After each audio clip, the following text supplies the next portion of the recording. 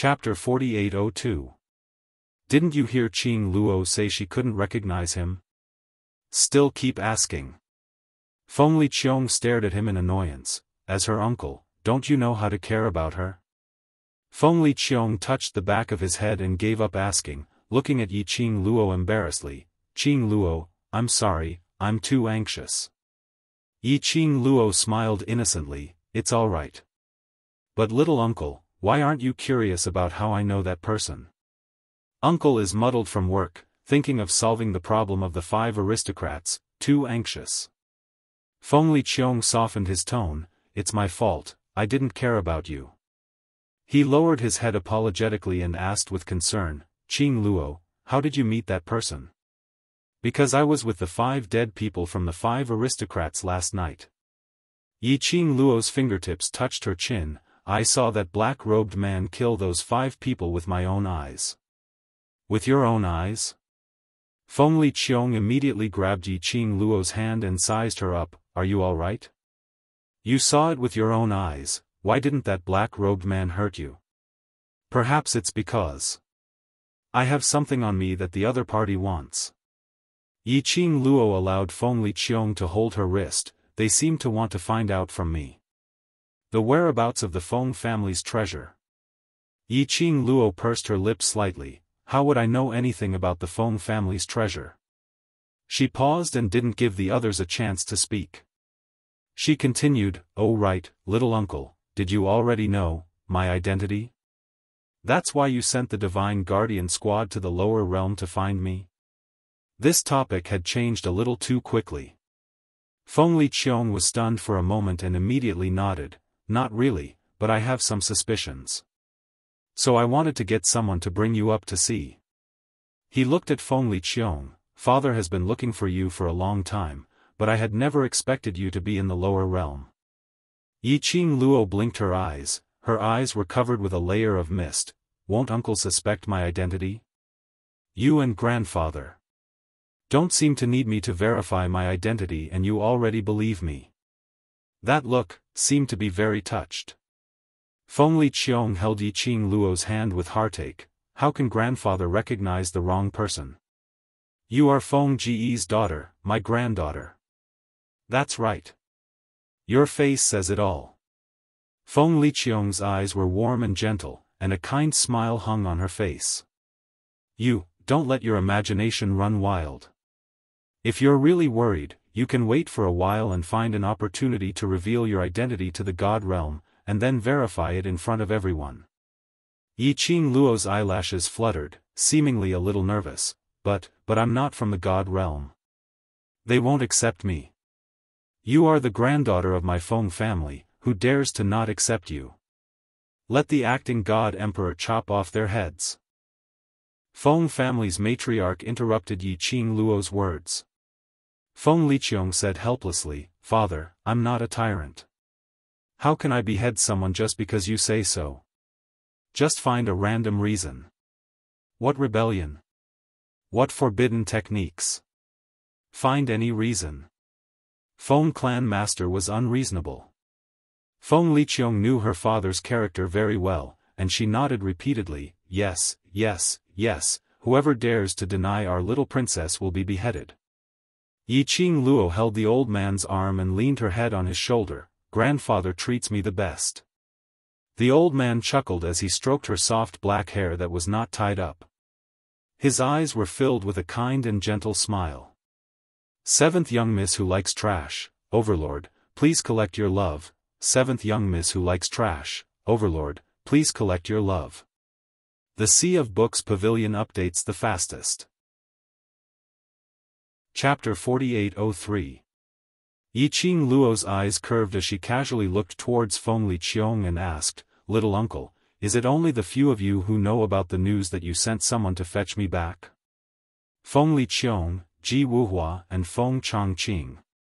Feng Liqiong nodded, yes, what's wrong? Qing Luo bit her pink lips in doubt, since no one knows my identity. Why are the 5 people from the 5 aristocrats so sure that I know the Feng family's treasure? Qing Luo asked. The entire hall fell into silence. After a while, Feng Liqiong frowned. You mean? Someone knows your identity? I don't know. Yiqing Luo shook her head. Uncle, this matter. You must investigate clearly. This is not only related to my personal safety, but also the entire Feng family. She rubbed her head against Feng family's matriarch. I don't want to bring disaster to the Feng family not long after I returned. Feng family's matriarch was distressed. How can you be a disaster to the Feng family? You are grandfather's treasure. Yiqing Luo nodded with a smile. So, uncle must find out the other party's purpose as soon as possible. If you need my help, I will not hesitate. Don't worry. Feng Liqiong clenched her fists. Whoever dares to touch the Feng family, Feng Liqiong will be the first to disagree. Leave this matter to me. The people from the 5 aristocrats dare to kidnap Qing Luo and the Feng family. It means that this Feng family must have hidden a lot of informers from the 5 aristocrats. Feng family's matriarch looked at Feng Liqiong. As an uncle, you should know how to help your niece vent her anger, right? Feng Liqiong's eyes narrowed dangerously. The 5 aristocrats dare to touch my head, I naturally will not let them off easily. Feng Liqiong got the news and left in a hurry. Feng Chongqing and Ji Wuhua also followed and left. Yiqing Luo accompanied Feng family's matriarch for a walk. Until the sky turned completely dark. Then she helped Feng family's matriarch back to the room to rest. Feng family's matriarch was worried that last night's incident would happen again. Yiqing Luo pushed Bloodbone Barbarian King in front of her. Uncle Bone is here, he will protect me. Feng family's matriarch stared at Bloodbone Barbarian King for a while and finally sighed. There was a tinge of regret in his tone. No one knew what he was feeling regretful about. After Master Feng fell asleep, Yiqing Luo then headed towards her own room. The barbaric Bloodbone King followed closely behind. His eyes were dark as he stared at the girl's back. Just now, were you hinting at something?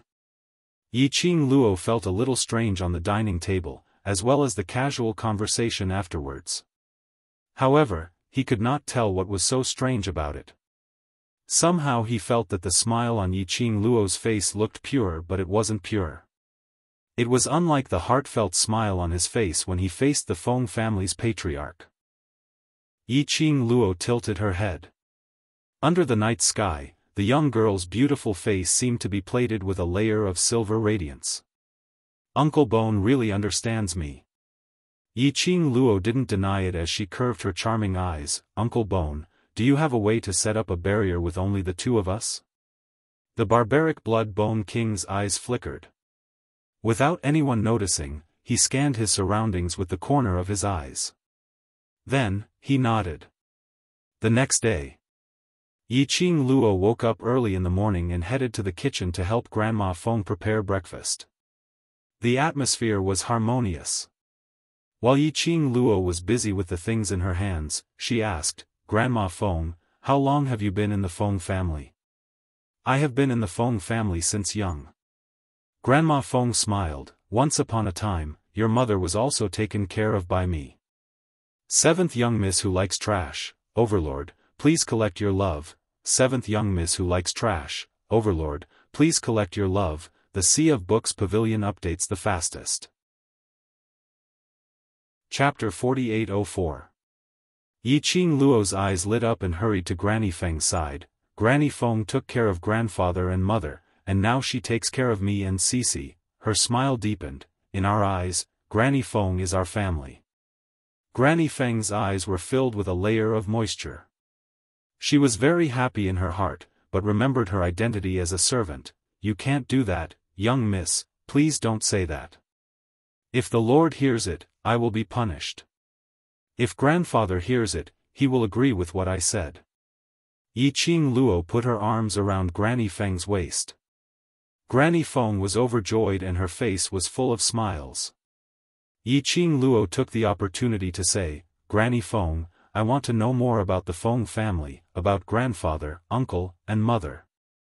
I want to integrate into the Feng family faster, can you tell me? Of course, no problem. Granny Feng smiled. Granny will tell you what you want to know. Yi Qing Luo tilted her head. I want to know about grandfather, mother, and uncle. The Feng family has always been an enviable big family.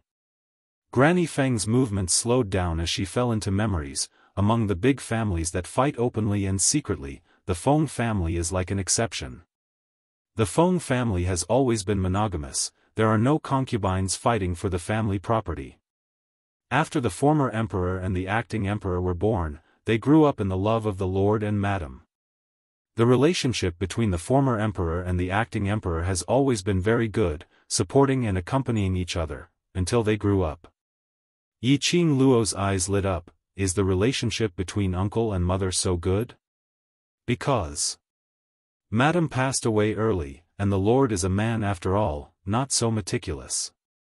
The former emperor has always been taking care of the acting emperor like an elder sister and mother. Naturally, the relationship between the siblings is so deep that no one can destroy it. Yi Qing Luo continued with a smile. I will also take good care of Cici like mother and uncle. Granny Feng was amused. Yi Qing Luo asked again, then, what happened later? Why did uncle say that if it wasn't something, grandfather didn't allow him to say it? Granny Feng's smile froze on her face. She hurriedly shook her head. Little miss, it's not that this old servant doesn't want to tell you, but this matter has happened too long ago.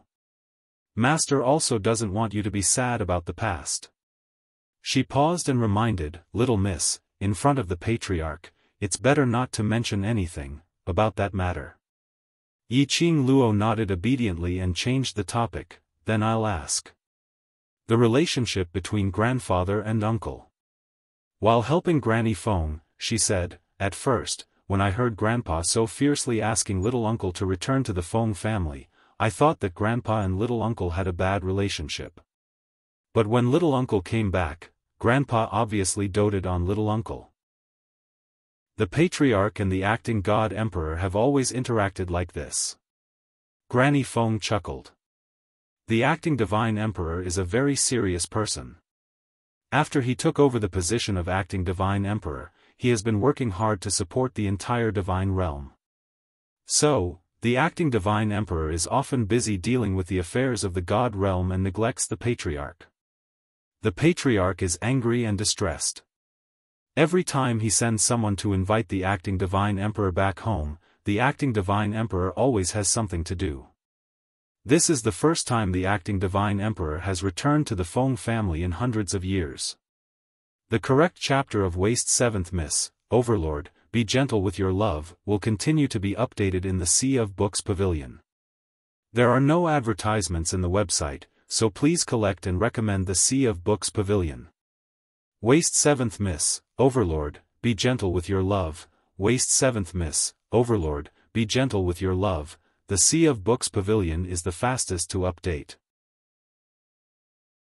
Chapter 4805. Granny Feng looked at Yi Qing Luo with gentle eyes. It's all thanks to little Mississippi. Yi Qing Luo cupped her face with both hands. I'm not as good as Granny Feng said. It's all because little uncle wanted to confirm my identity, so he specially came back. That's also because of little miss, the acting god emperor came back. The more Granny Feng looked at this young lady who looked similar to the former god emperor, the more she liked her. No, they were not similar at all. The former god emperor had received the god emperor's inheritance since he was born, so he bore an extremely heavy burden. So there was always a hint of melancholy between the former god emperor's brows. Although the former god emperor would smile and be happy. But she was always so noble and elegant. She would never take off that mask of hers at any time. Anne. The little miss in front of her. Her brows were always filled with a smile that made people feel happy. That pair of long and narrow eyes. As if it was always lit with the light of hope. Her smile was always so bright. So that people could only see her.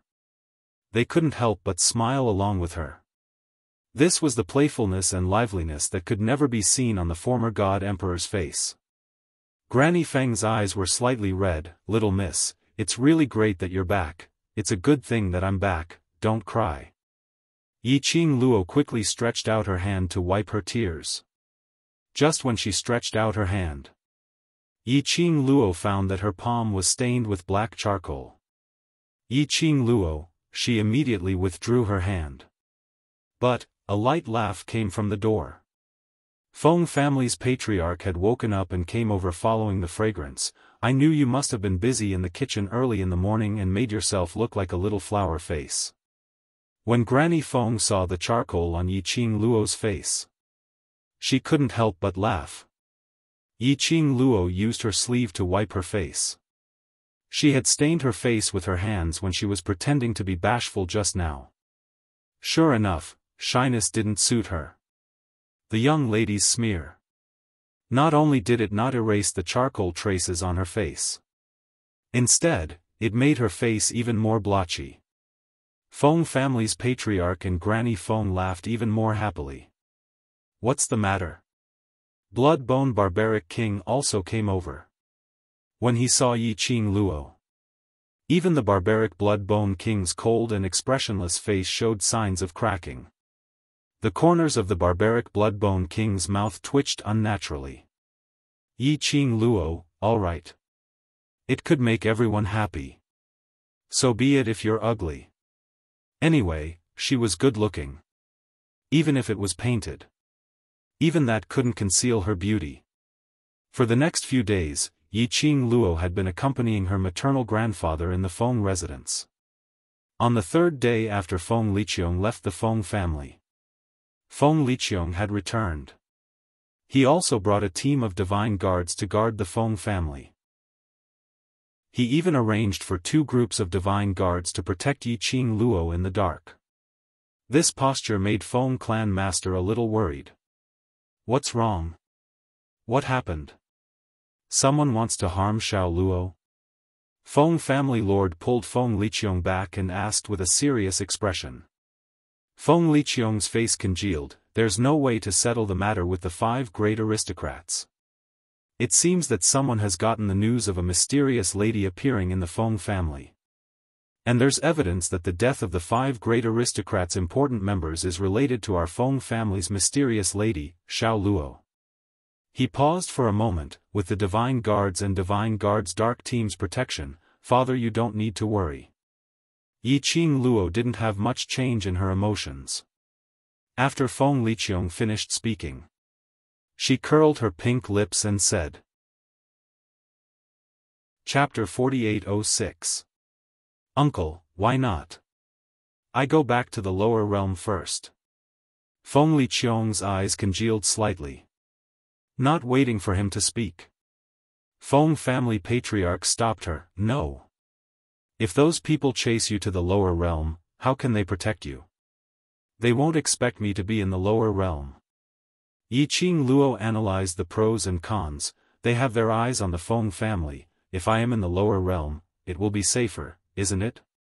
What's more, I came to the God realm suddenly. My brothers and sisters in the lower realm will definitely be worried about me. Yi Qing Luo sighed softly. I should take the opportunity to go to the lower realm to tell them that I am safe. Qing Luo. Feng Liqiong coughed lightly. I also don't recommend you to leave the Feng family. Yi Qing Luo looked at him. Feng Liqiong sighed faintly. No one knows to what extent those people have their eyes on you. If you leave the God realm and they follow, I'm afraid, it won't just be you. You will meet with an accident. I'm afraid your brothers and sisters in the lower realm will also not be able to escape. His eyes were filled with concern as he patted Yi Qing Luo's shoulder. The God's guards cannot stay in the lower realm for too long, otherwise it would destroy the balance in the lower realm, so Uncle is unable to let the God's guards accompany you back to the lower realm. The light in Yi Qing Luo's eyes dimmed slightly.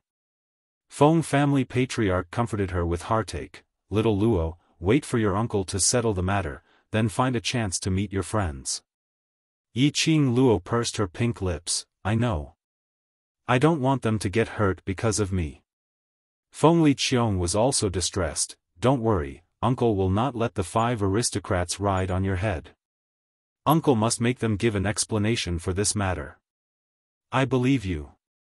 Yi Qing Luo's eyes were filled with trust, her burning gaze looked at Feng Liqiong and Feng family patriarch, then nodded at them. I know. Grandfather and little uncle are doing this for my sake. Feng family patriarch was even more distressed. Yi Qing Luo looked at Bloodbone Barbarian King, suddenly stretched out her hand and held his wrist. Uncle Bone, I have a request. The barbaric Bloodbone King stared at the fair and slender little hand on his wrist and was a little stunned. What?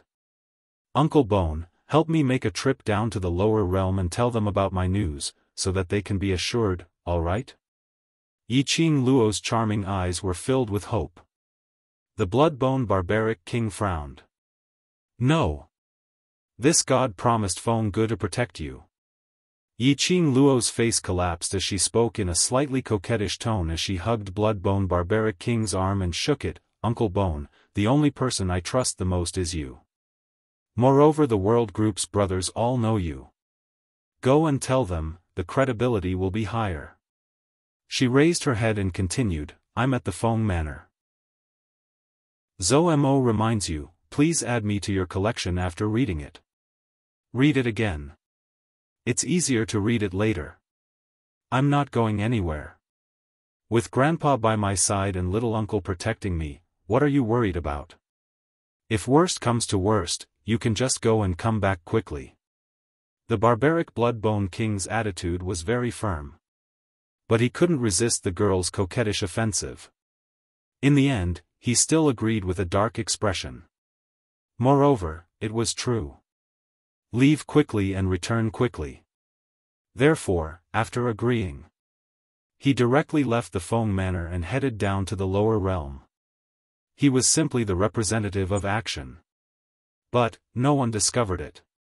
While the barbaric Bloodbone King was acting coquettishly towards Yi Qing Luo, the two of them exchanged glances.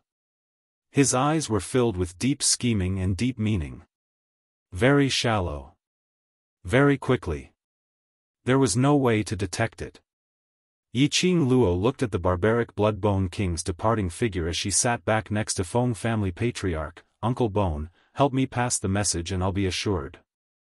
I'll stay in the Feng Manor to accompany Grandpa. Chapter 4807. Feng Liqiong also looked at Bloodbone Barbarian King's departing figure. After a long time, he retracted his gaze and looked at Yi Qing Luo. Qing Luo, stay in the Feng Manor peacefully, with Uncle around. Uncle will not let anyone bully you.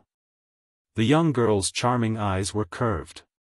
Her pupils, which were as clear as water, rippled with an unreal light. Blinking again, the young lady's eyes were filled with trust. I have always believed in Uncle. Feng Liqiong smiled. Then she hurriedly left.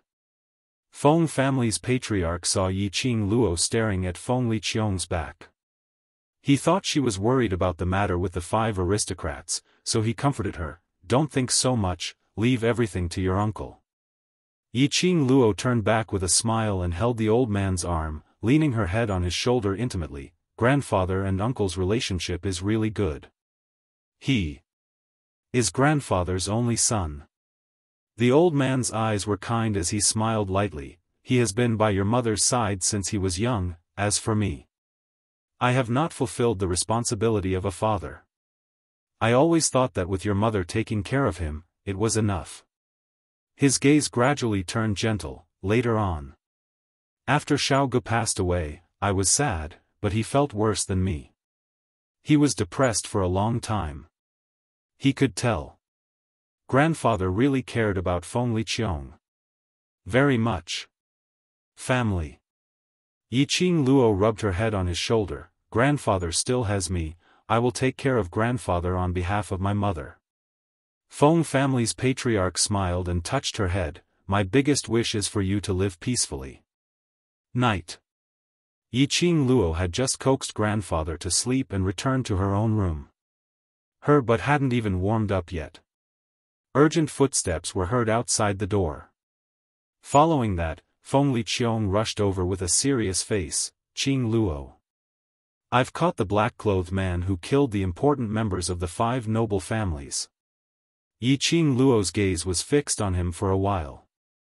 Under the moonlight, that pair of glass-like pupils seemed to be covered with a layer of thick black fog. Feng Liqiong inexplicably felt flustered. He frowned and tried to call out, "Qing Luo? Uncle." The young lady's clear voice, with a unique coquettish tone. She stood up. The moonlight poured down. Her fiery red dress seemed to be plated with a layer of silver light. It made the young girl look like a moonlight goddess stepping on the moon. Holy and elegant, unattainable. Feng Liqiong didn't know if she was imagining things. Why do I feel like, tonight's Yi Qing Luo was a little strange? However, he couldn't tell what was strange about it. In the next moment, the young girl was already in front of him. Her beautiful face was reflected in his eyes at close range. Then, "Little uncle, is my suspicion cleared?" Feng Liqiong calmed herself down. "Didn't you say that you saw that man in black? Uncle wants to invite you to take a look to see if it's that black-robed man, in case there's an imposter in the dark." He paused for a moment before explaining, "According to what you said, that black-clothed man is strong enough to kill 5 important members of the 5 great aristocratic families. He shouldn't be easily captured by us, so," Yi Qing Luo nodded, "Sure." The girl's reply was rather decisive. Her bellyful of persuasion was swallowed back. Feng Liqiong was slightly stunned and immediately gave a smile. "Qing Luo, don't worry, uncle will definitely protect you." Chapter 4808. Feng Liqiong hurriedly said, "Then let's go." Yi Qing Luo walked out of the room and closed the door. Suddenly, as if she had thought of something, she smiled at Feng Liqiong. "It's already so late, I should greet grandfather. Father should be asleep already. Don't wake him up." Feng Liqiong smiled. "Go and identify it. Uncle will send you back immediately. It won't take long." Yi Qing Luo's exquisite brows didn't reveal much emotion. She didn't resist at all, and obediently followed behind Feng Liqiong. Once they left the Phoenix Mansion, a horse carriage was waiting outside. Yi Qing Luo boarded the carriage. The curtains of the carriage fell. It was pitch black in front of him. The carriage sped forward at a high speed, but there was no wind. Yi Qing Luo straightened up slightly and stretched out her fingers to lift the curtains of the carriage. However, the 2 curtains of the car window were tightly sealed. Yi Qing Luo nodded her head in interest. In the darkness, that pair of shimmering eyes was even more resplendent than before. She leaned back. Her expression was calm and indifferent. However, her pink and tender lips parted slightly as she spoke in a gentle voice, "Little uncle, why does it seem like the curtain of my carriage is sealed shut?" Feng Liqiong's voice could be heard from outside the carriage. "It's very windy outside, be careful not to catch a cold." "Don't worry, uncle will always be by your side." Yi Qing Luo responded and didn't say another word.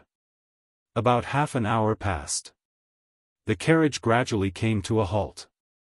The curtains of the carriage were lifted. Feng Liqiong came over to support Yi Qing Luo. After jumping off the carriage, Yi Qing Luo discovered that this was an extremely desolate cage land. From the looks of it, it should be a place specially used to imprison the sinners of the god world. The air was filled with a thick, bloody and cold aura. "Don't be afraid. Uncle is here." Feng Liqiong saw Yi Qing Luo sizing up the surroundings and gave her an amiable smile. "Uncle is in charge of this place, no one can hurt you." Yi Qing Luo's eyes were filled with trust as she nodded her head vigorously. "I know, uncle will protect me." Feng Liqiong led her into the cell. Along the way, they could hear countless heart-wrenching screams. Some were insulting, some were fearful, some were begging for mercy, and so on. All kinds of voices were mixed together. Especially when Feng Liqiong walked in. The people who were locked up in cages made of special materials almost madly rushed to the cages, shouting at them. It was incomparably crazy. Yi Qing Luo lowered her head slightly, as though she was afraid of such an environment. However, he kept glancing left and right from the corner of his eye. He memorized the faces of the people who were screaming crazily in the cage. Not long after, Feng Liqiong brought her to a spacious, dark room. The stone door closed. Almost all the sounds outside had been isolated. A luminous pearl was placed on a stone table not far away, illuminating the entire dark room. In the dark room, there was a man in a black robe hanging on a wooden stake in front of him. His body was bound by countless iron chains. At this moment, it was hanging there lifelessly. Apart from that, there was nothing else on the stone table where the luminous pearl was placed. Feng Liqiong stretched out her hand and made a "please" gesture towards Yi Qing Luo. "Qing Luo, take a look, is this the black-robed man you saw?" Yi Qing Luo stood on the same spot, not moving at all. "Qing Luo?" Feng Liqiong felt a little strange as he pulled Yi Qing Luo's arm. "Come over and take a look, don't be afraid, uncle is here." Yi Qing Luo slowly struggled free from Feng Liqiong's hand. Her brows rose slightly as her gaze fell onto that black-robed man as she slowly shook her head. "No need to go over and take a look, it's not him." Chapter 4809. It's not him? Feng Liqiong's expression congealed as his brows creased tightly. When his gaze fell onto the young lady's face, his pupils constricted abruptly. The expression on his face was no longer as kind and amiable as before. Slowly, it turned cold. He looked at the young lady. Under the luminous pearl's light, the young lady's porcelain white face was indifferent and calm. Her long and narrow eyes rose slightly as it curled into a mocking cold arc. The brilliance in her eyes was like a sea of stars, even more resplendent than the luminous pearl. Where was there any? The innocent look of a delicate little girl who trusted her uncle wholeheartedly? And at this moment, the young lady met Feng Liqiong's gradually cold eyes. Her pink lips curled slightly as she casually said word by word, "Isn't it you?" What are you talking about?" Feng Liqiong's eyes changed slightly as her heart inexplicably jumped. Yi Qing Luo cooperated as her pink lips curled into a faint cold arc as she repeated, "The black-robed man that I saw that day, isn't it?" "You?" Feng Liqiong went silent. She didn't speak for a long time. No denial. At this juncture, it was considered as a tacit agreement. Yi Qing Luo didn't speak either. She just stood calmly at the entrance of the dark room. Dressed in a fiery red dress, in this dark room, she was like an extremely dazzling rose in full bloom. Bright and eye-catching. There wasn't much emotion on her face. Not like she was afraid. And not flustered. As though she already had a foolproof plan in her heart. Or as though she had the confidence to not fear anyone. Such a Yi Qing Luo. It was the Feng Liqiong who had never seen her in the Feng family, or rather, in the God realm. After a long time, a light sneer came out from Feng Liqiong's thin lips. He laughed lightly. That handsome face revealed a cold murderous intent. "You, how did you know?" Face, it was still that face. But the entire temperament had undergone an earth-shattering change. Feng Liqiong had shed his benevolence, his amiability. From head to toe, he revealed an evil cold temperament. As though he was immersed in the darkness, filled with malevolent malevolence. Such a change did not cause the expression on the girl's face to change in the slightest. She still had a faint smile on her face, and her eyes were slightly raised. He really couldn't tell what exactly she was feeling at this moment. He seemed to be expressionless. It also seemed to be a taunt. Yi Qing Luo replied nonchalantly, "Why doesn't little uncle continue to pretend?" "That's right. Our Qing Luo is so smart, even if uncle continues to pretend." In Qing Luo's eyes, "I'm afraid it's just a joke." Feng Liqiong leaned forward, an oppressive aura came crashing down. Yi Qing Luo took 2 steps back. She slowly raised her eyes, her gaze as calm as water. Little uncle, you don't want to talk anymore? Feng Liqiong's eyes were like torches, like a venomous snake, tightly wrapped around the young girl. It was as if he wanted to see through the girl's soul. He wanted to know what his opponent's trump card was. However, no matter how he looked at it, the girl was always so indifferent. Feng Liqiong's eyes sunk slightly, and then moved away, withdrawing the aura that was released from her body. Qing Luo really has the demeanor of sister in the past, looking at you. Really makes me think of sister. Yi Qing Luo's slender white fingers slowly touched her own face, smiling sweetly. It's all thanks to this face which is similar to mother's, that I can live till now. Little uncle's feelings for mother is really enviable. Chapter 48:10. Yi Qing Luo's lower lip curled up, her eyes were half squinted without much emotion. Feng Liqiong only felt that the young lady's tone was full of sarcasm. He frowned, restrained his smile and asked sternly, "When did you find out?" Yi Qing Luo's fingertips slid to her chin and gently knocked on it, with a calm look, "It seems. I knew it from the beginning." "How is that possible?" Feng Liqiong's brows knitted even tighter. "Where did I go wrong? Made you suspect me?" Yi Qing Luo chuckled, "Uncle's most fatal mistake is that you are too confident." She raised her chin and explained word by word. "Actually, since I came to the God realm and was sent to the 100-Flower Garden, I have been suspicious of the so-called acting God Emperor.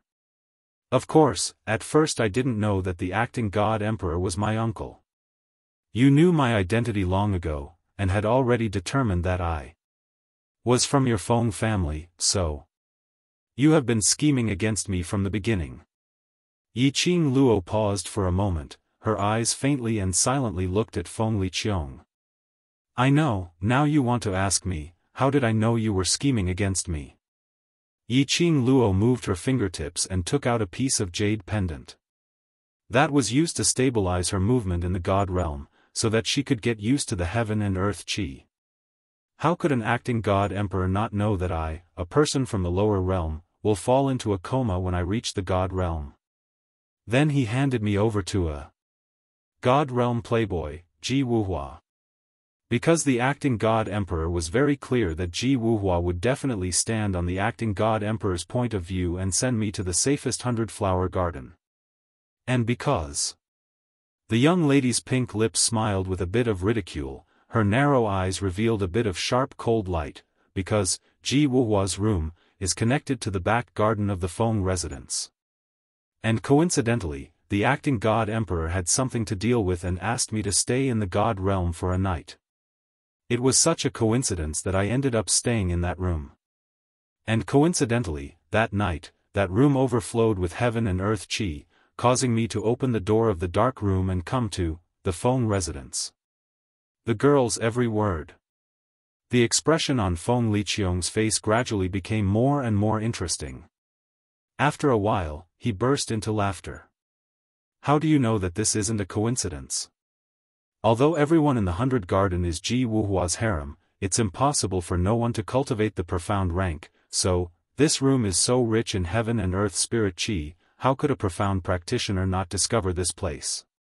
Yi Qing Luo indifferently tilted her head, "So, I can only say that all these designs and plans, the purpose is to let me return to the Feng family. After that, when I was kidnapped by the 5 aristocratic families, I could roughly guess that the person behind the scenes was the acting Divine Emperor. I didn't expose him because I wanted to figure out the purpose of the acting Divine Emperor. Therefore, when you appeared at the exit in a black robe, I already knew that you were the acting Divine Emperor." When Yi Qing Luo said this, she paused slightly. She chuckled softly, then, in the Feng manner, "You appeared." Yi Qing Luo's pink lips lightly spat out a few words. "The acting Divine Emperor, my uncle, wanted to get my trust, to let me believe you unconditionally. When I found out that my uncle was the acting Divine Emperor, my heart was really very sad."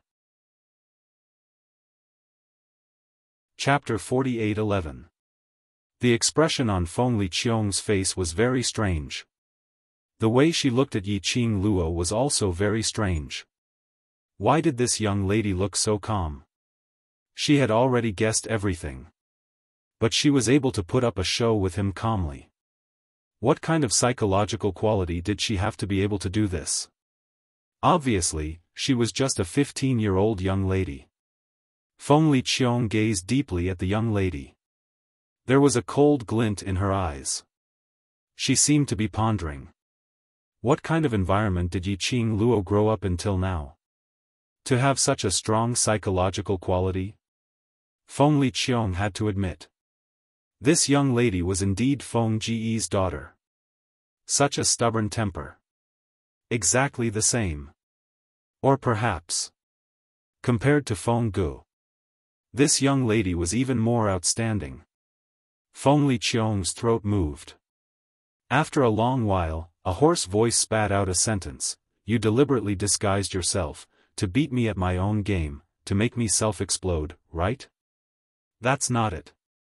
The young lady's voice still had her unique sweetness, the same tone as usual. When she acted coquettishly, uncle wants to put up a show, so I cooperated with him. Such a tone. And the young lady's brilliant smile. Lin Fan's pupils constricted slightly. He stared at her, his voice deep. You're not afraid? Of course not. Yi Qing Luo shook her head smilingly. You are my uncle, and you will not really hurt me. Why should I be afraid? Feng Liqiong laughed. How can you be sure that I will not hurt you? Yi Qing Luo's slender fingers touched her chin, replying seriously, because uncle cares about grandfather. It wasn't easy for grandfather to find me. If I'm injured or something happens to me, it will definitely be a huge blow to grandfather. She smiled, her eyes curved. So, uncle can't bear to see grandfather sad. Heh. The young lady's analysis made Feng Liqiong couldn't help but snort lightly. You're quite sure? Of course. I have my own trump card. Yi Qing Luo was still smiling. Feng Liqiong raised her brows. Trump card? Naturally, I can't bet everything on little uncle's feelings for grandfather. I can't bet on little uncle's humanity. Yi Qing Luo's words were very direct. Of course I have my own trump card. If little uncle loses his humanity, wouldn't I be in danger? Feng Liqiong laughed again, as she stared at Yi Qing Luo's gaze, filled with a probing and sizing expression. What's your trump card? If I tell you now, it won't be called a trump card anymore. Yi Qing Luo casually waved her hand. Under the bright light of the luminous pearl, the young lady's beauty had a hazy charm. Feng Liqiong's eyes were deep and unblinking as she stared at her. He seemed to be thinking about something. Yi Qing Luo crossed her arms in front of her chest again. Now, little uncle can tell me your motive? Feng Liqiong stared at her without blinking and did not answer her. There was silence for several breaths. Yi Qing Luo turned around and headed towards the entrance of the dark room. The moment she moved. Swoosh! That black-robed man who was originally hanging on the wooden pole dragged the thick and solid iron chain as he speedily rushed towards Yi Qing Luo. The black-robed man swiftly closed in, bringing along a piercing cold wind. In an instant, he blocked in front of Yi Qing Luo, blocking Yi Qing Luo's path. Yi Qing Luo glanced at that man, paused her footsteps and turned to look at Feng Liqiong. Is little uncle going to use force on me? Chapter 48:12.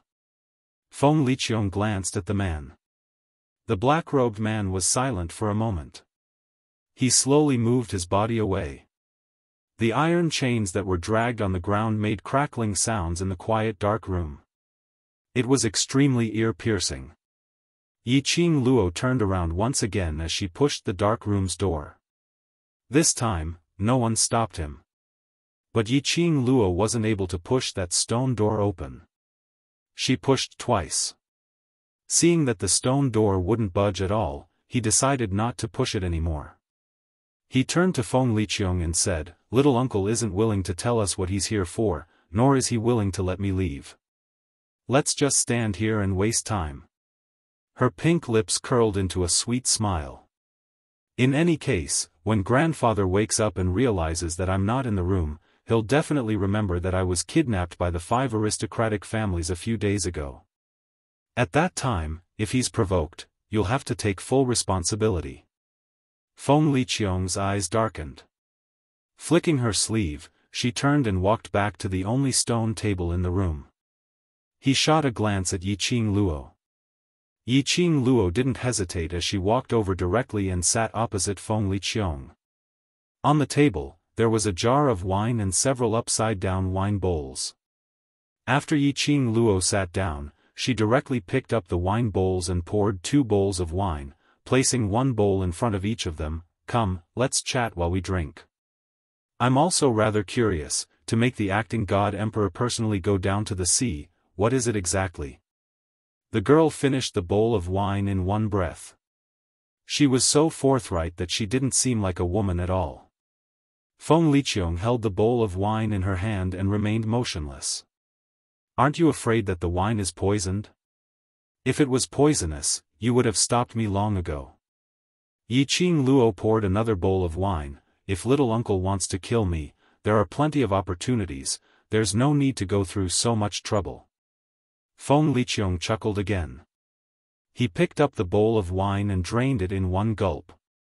His gaze was fixated on the young girl without blinking. There was a momentary daze in his eyes. It seemed to be through the girl. She thought of her mother, Feng Gu. Yiqing Luo didn't open her mouth to interrupt his recollection. At this moment, Feng Liqiong thought more about her mother. Perhaps it would allow him to retain some of his humanity. If Feng Liqiong's bestial nature were to explode, she would be in danger. Even if he had a trump card, he still had to be careful. Yiqing Luo continued pouring wine and drinking. He even refilled Feng Liqiong's cup. The two of them were silent. One bowl after another, they drank 3 bowls. Feng Liqiong then put down the wine bowl. Qing Luo is so smart, you should have guessed my motive, isn't that so? This. I really can't guess. The young girl shook her head and propped up her chin with one hand. Little uncle thinks too highly of me. There are things that I can't guess. Feng Liqiong's gaze was fixed on the young girl's. He did not beat around the bush and stated his purpose word by word. Feng. Jia. Zhen. Bao. This answer. It was unexpected, but it was also expected. After all, the reason why the 5 great nobles and the black-robed man, Feng Liqiong, had gone through so much trouble was for the so-called treasure of the Feng family. But, it was unexpected because Feng Liqiong was a member of the Feng family. She should also know that the so-called Feng family's treasure was just a rumor. However, Feng Liqiong truly believed in the existence of the Feng family's treasure. Then, there was only one reason. Grandfather also lied to her. Or perhaps, the Feng family's treasure really existed. But even grandfather himself didn't know about it. Otherwise Feng Liqiong wouldn't have schemed in such a way just for a so-called treasure. Chapter 48:13. Yiqing Luo's thoughts whirled around. But he said, didn't grandfather say that this is just a rumor of the Feng family? As a Feng family member, you actually believe in such a rumor? Feng Liqiong's gaze sunk. Do you really think that's just a rumor? He scoffed lightly. The fingers holding the wine cup tightened slightly. There's no smoke without fire. If the Feng family is really clean, then there wouldn't be such a rumor. He picked up the wine jar and filled the bowl to the brim. But, he wasn't in a hurry to drink, but stared at Yiqing Luo faintly. The Feng family has a treasure, and that treasure, only you can find it. Yiqing Luo raised her brows, as she carefully thought over every word that Feng Liqiong said. She squinted her eyes slightly. An undetectable glint flashed past her eyes. Uncle, why do you say so? She asked. Feng Liqiong lifted the wine cup, placed it to his lips, and said word by word, "Because, you are my sister's daughter." When her words fell, he drank the wine, in one gulp. Immediately, it fell heavily onto the stone table. The wine cup and the stone table made a loud collision sound. The expression on his face gradually became a little twisted and strange. "Even if my Feng family's second young master is my sister's biological brother, I still can't get everything from the Feng family. She thinks of you in everything, everything about you." Feng Liqiong suddenly hammered the stone table heavily. The expression on his face became violent. "Obviously, you are just a bastard. A bastard whose father doesn't even know who he is. What right do you have to get her approval? That treasure, only you know. Sister must have told you the whereabouts of the treasure. Qing Luo, this is what you owe uncle. Quick, tell uncle the whereabouts of the treasure, and compensate uncle." He muttered softly, as if he was possessed by a demon. Such a crazy side. She had completely lost her usual kind and elegant demeanor. Qing Luo didn't move, nor did she have any intention to be afraid. She just sat there quietly, allowing Feng Liqiong to vent his anger. But, on the surface, she looked so calm and indifferent.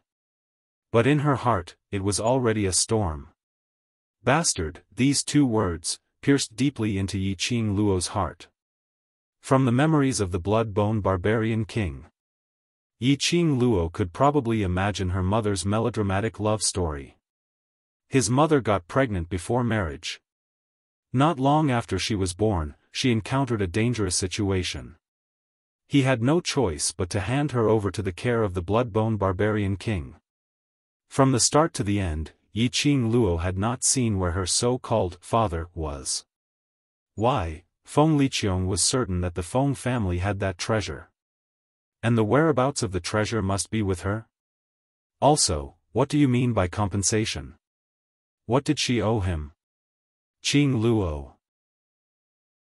Suddenly, Feng Liqiong grabbed Qing Luo's arm with both her hands, as she stared at her with a crazed gaze. "Uncle doesn't have any other requests, as long as you tell uncle the whereabouts of the Feng family's treasures. Everything that we have can return to how it was originally. We can pretend that nothing has happened. You are still my adorable and ignorant Qing Luo, and I will still be your little uncle." The grip on his shoulder was a little heavy. Qing Luo frowned slightly, but didn't struggle free, only replying in a serious tone, "I don't know what you're talking about." Perhaps it was the words, "don't know," that agitated him. Feng Liqiong suddenly stood up.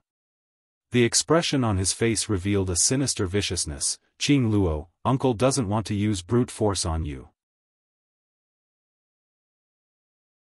Chapter 48-14.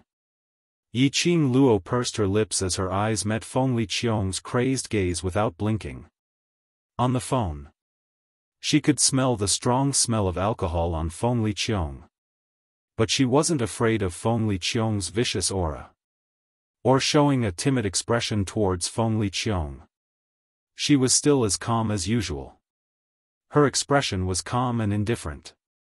She allowed Feng Liqiong to tighten her grip on her shoulders, her strength increasing. The two of them just like that. There was silence for a long while.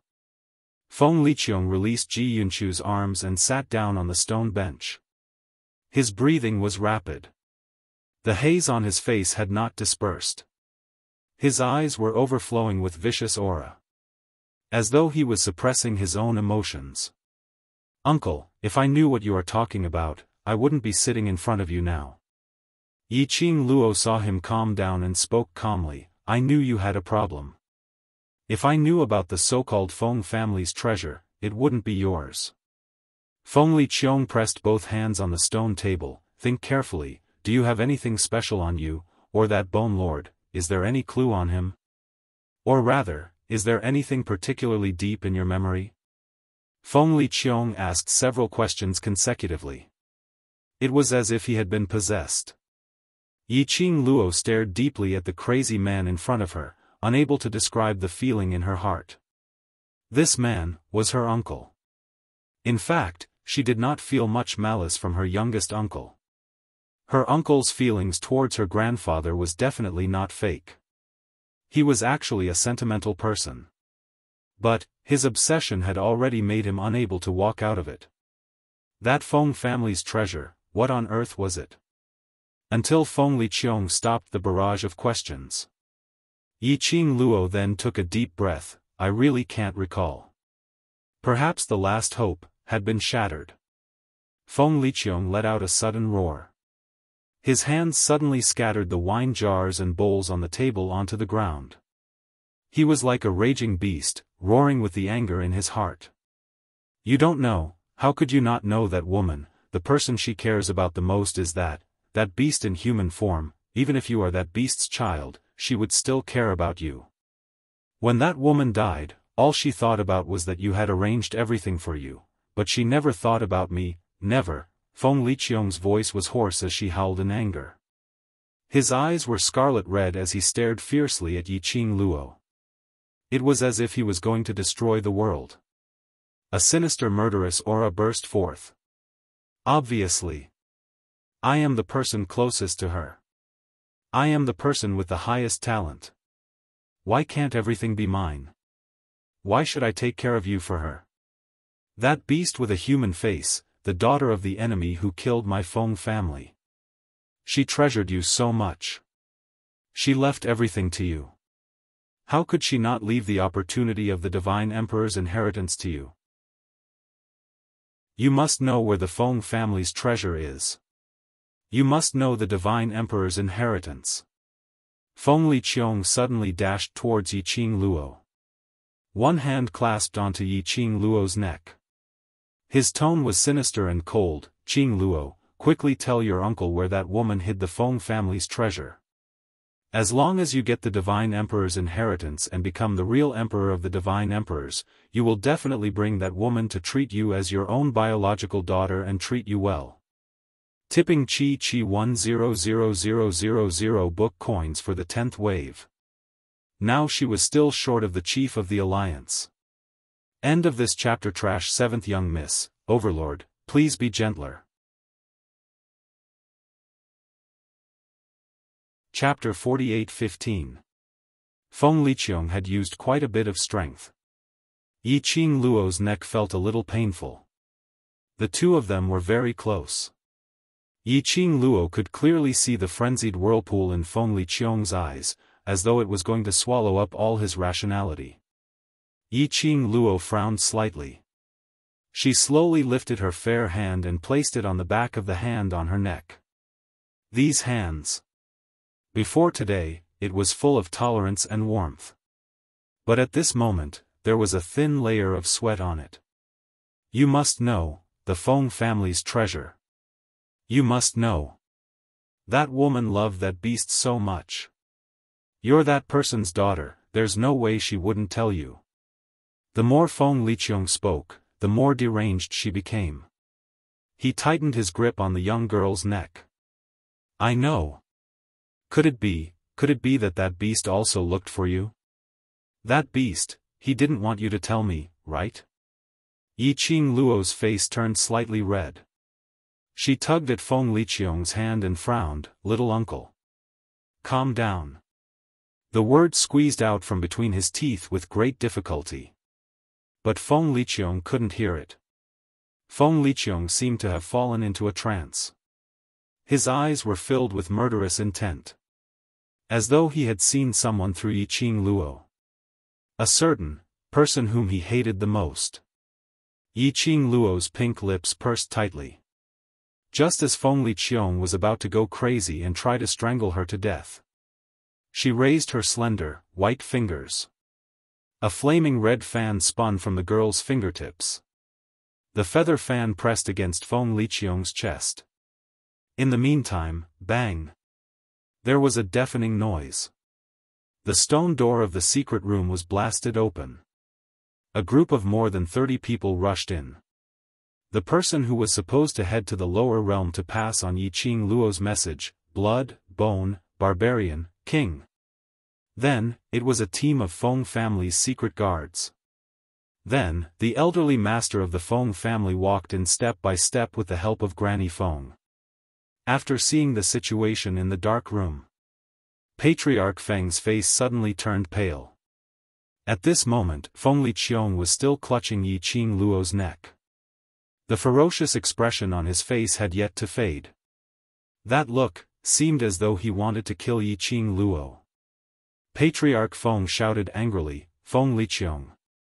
What are you doing?" This angry roar.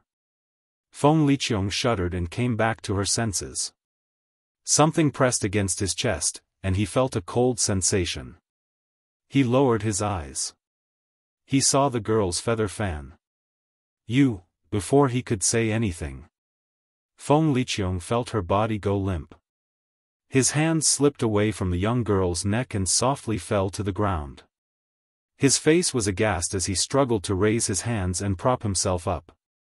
But the feeling of powerlessness in his body made him unable to even move his body. Feng Liqiong's heart skipped a beat. "You, what did you do to me? He will become like this." It must have something to do with the young girl's knock on his chest just now. Yi Qing Luo retreated backwards as she raised her hand to support her neck. "Girl Luo." The blood-bone barbarian king rushed forward and supported the girl. His vision caught a glimpse of an obvious finger mark on the fair skin of her neck. His cold, malicious eyes suddenly darkened. Yi Qing Luo rubbed her neck and smiled at the blood-bone barbarian king. "Uncle Bone, I'm fine." "Vile spawn. Vile spawn." Patriarch Feng trembled as he walked in front of Feng Liqiong. He stared at Feng Liqiong with a face full of disappointment. 6. Friends who read books, you can search Blue Chinese Language website, and you will find this site in the first instance. Chapter 48:16. Feng Liqiong fell limply onto the ground. Her eyes went past Patriarch Feng and stared at Yi Qing Luo. Seemingly unable to understand. Why did she fall into Yi Qing Luo's trap? "You vile creature! Why are you still staring at little Luo?" Patriarch Feng was infuriated as he lifted his leg to kick Feng Liqiong. "How can you be an uncle?" Feng Liqiong's eyes gradually returned to normal. That kick from Patriarch Feng wasn't light at all. But Feng Liqiong didn't even reveal a hint of pain. "Why?" he asked in a hoarse voice. It went without saying who this question was directed at. Patriarch Feng saw that he didn't know how to repent and completely ignored himself. He was so angry that his face turned red as he lifted his leg to kick again. Yi Qing Luo hurriedly went forward and held the old man's body. "Grandfather, don't be angry, I will be sad if you hurt your health." Her sweet voice soothed the anger in the old man's heart. "Little Luo, it's grandfather's fault, grandfather. Failed to protect you." Patriarch Feng held the young lady's arm as his voice trembled. If it wasn't for Bone Lord's appearance in his room, telling him that little Luo might be in danger, perhaps until now, he still wouldn't know Feng Liqiong's true colors. The person who kidnapped little Luo was actually Feng Liqiong. The more Patriarch Feng thought about it, the more uncomfortable he felt. Yi Qing Luo comforted him in a gentle voice. "I'm really fine, grandfather. Actually, I knew that uncle was the mastermind behind my kidnapping.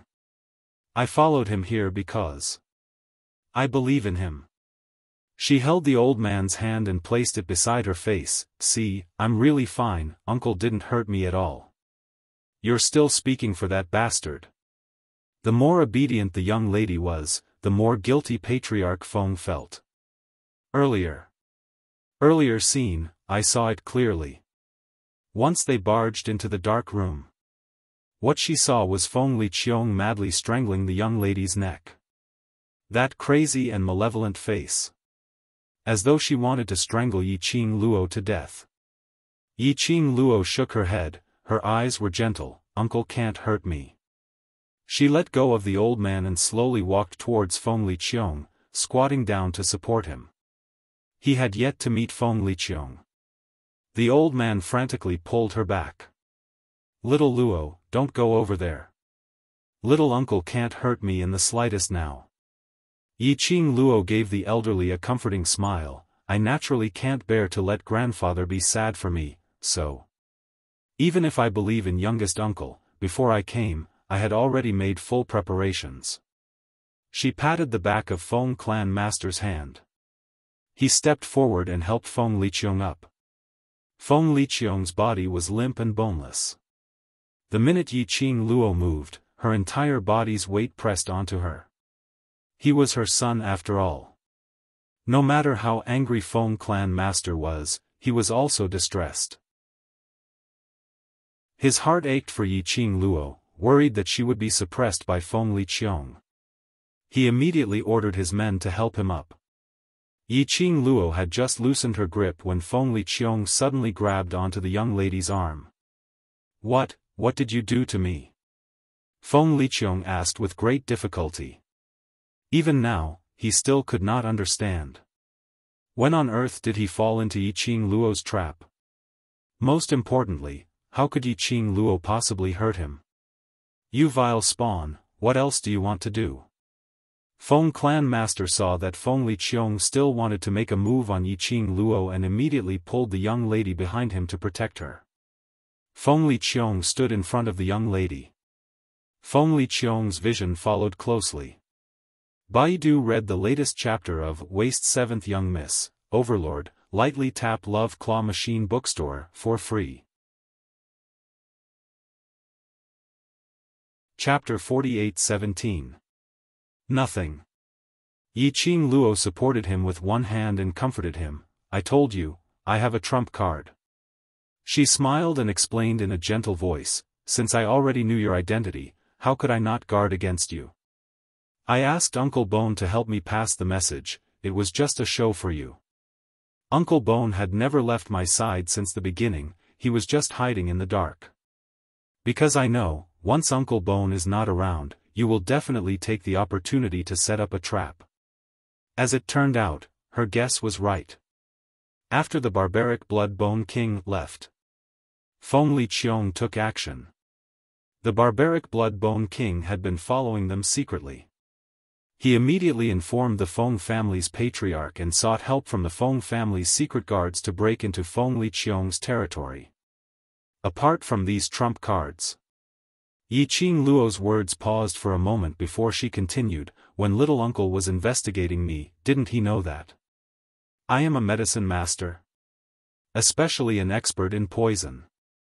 In addition, she had been in contact with the Miao Gu family and the Wu Gu family for a long time. She had some understanding of Gu-related things. Combining these two things to refine a poison. Even if it was someone from the God realm, it was enough to give him a hard time. When did you? After being poisoned, he actually didn't feel it at all. Yiqing Luo's long and narrow eyes curved slightly, just, when I suggested to return to the lower realm. She tilted her head, because there were so many people and you weren't on guard against me, it was actually very easy to poison you. That poison didn't take effect immediately. It needed to be stimulated through a certain acupuncture point. Just now, when Feng Liqiong was strangling his neck, she took the glower flame fan and knocked on Feng Liqiong's chest. It stimulated Feng Liqiong's poison. Fortunately you knew. Feng Liqiong didn't blame Yiqing Luo at all. Instead, he heaved a sigh of relief. If it wasn't for his granddaughter who already knew Feng Liqiong's motive. If he hadn't arrived in time. This granddaughter he had finally found, wouldn't it be? Feng Liqiong didn't even dare to think about it. Yiqing Luo's eyes curved as she smiled lightly. I'm mother's daughter, grandfather must believe in me. Looking at the girl in front of him, who had clearly experienced such a dangerous and heart-wrenching thing, at this moment, was smiling sweetly and softly comforting his emotions. She looked so obedient. Feng clan mistress couldn't help but soften her heart a little. He heaved a long sigh as he gently held Yiqing Luo's hand. His emotions had also calmed down as he looked at Feng Liqiong. You on earth, why did you do this? Feng Liqiong was helped to sit on a stone bench at the side. His body was still weak and powerless. His face was pale. However, that pair of slightly crazed and ruthless eyes did not lose the slightest bit of dignity. The power of the acting divine emperor caused the surrounding air to freeze. He chuckled softly. He looked at Feng clan master amusedly, but his eyes were full of anger and unwillingness. Why, you ask me why? He snorted softly. I really want to ask you, do you ever treat me as your son? The man's handsome face revealed a bit of craziness and a bit of ridicule. He leaned on the stone table as he laughed loudly. Since young, the only person you could see was sister. No matter where you go, only sister is worthy of your pride. Obviously. I'm the eldest son of the Feng family. I'm the one who should inherit the Feng family. Baidu read the latest chapter of Trash 7th Young Miss, Overlord. Lightly tap on my beloved claw machine bookstore for free.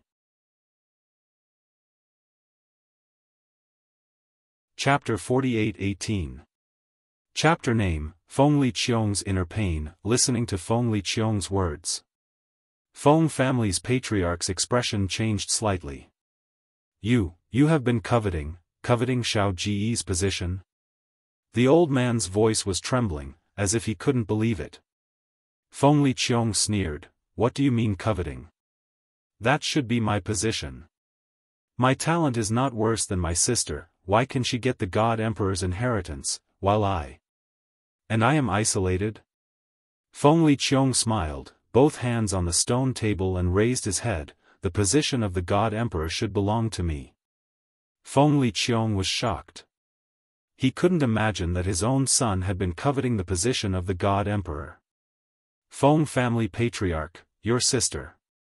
She is so good to you, everything you have is taught by her. How can you think of her like this? Heh. Feng Liqiong couldn't help but sneer at this point. He stared at Feng family patriarch, laughing coldly and sarcastically. She taught me? She is obviously afraid of my talent, afraid that I will take away the position that belongs to her. So she deliberately suppressed all my talent. We are both children of the Feng family. My talent, my strength, is obviously more suitable than her to become the God Emperor. But in the end, the person who was chosen by the God Emperor is her. It's her. She used some insidious and cunning method to make me lose the chance to become the God Emperor. You. Feng family patriarch clutched his chest, breathing rapidly. Feng Liqiong looked crazy. The most hateful thing is, since she has taken away the position that belongs to me. But she doesn't pay for her position. She's selfish and only thinks of herself, knowing that she will inherit the position of the God Emperor in the future, knowing that she shouldn't be moved. But because of that bastard, that beast, she threw away her identity. That bastard, that beast. How many wrong things did she do? If she is not the God Emperor, what she did is enough for the people of the God realm to tear her into pieces.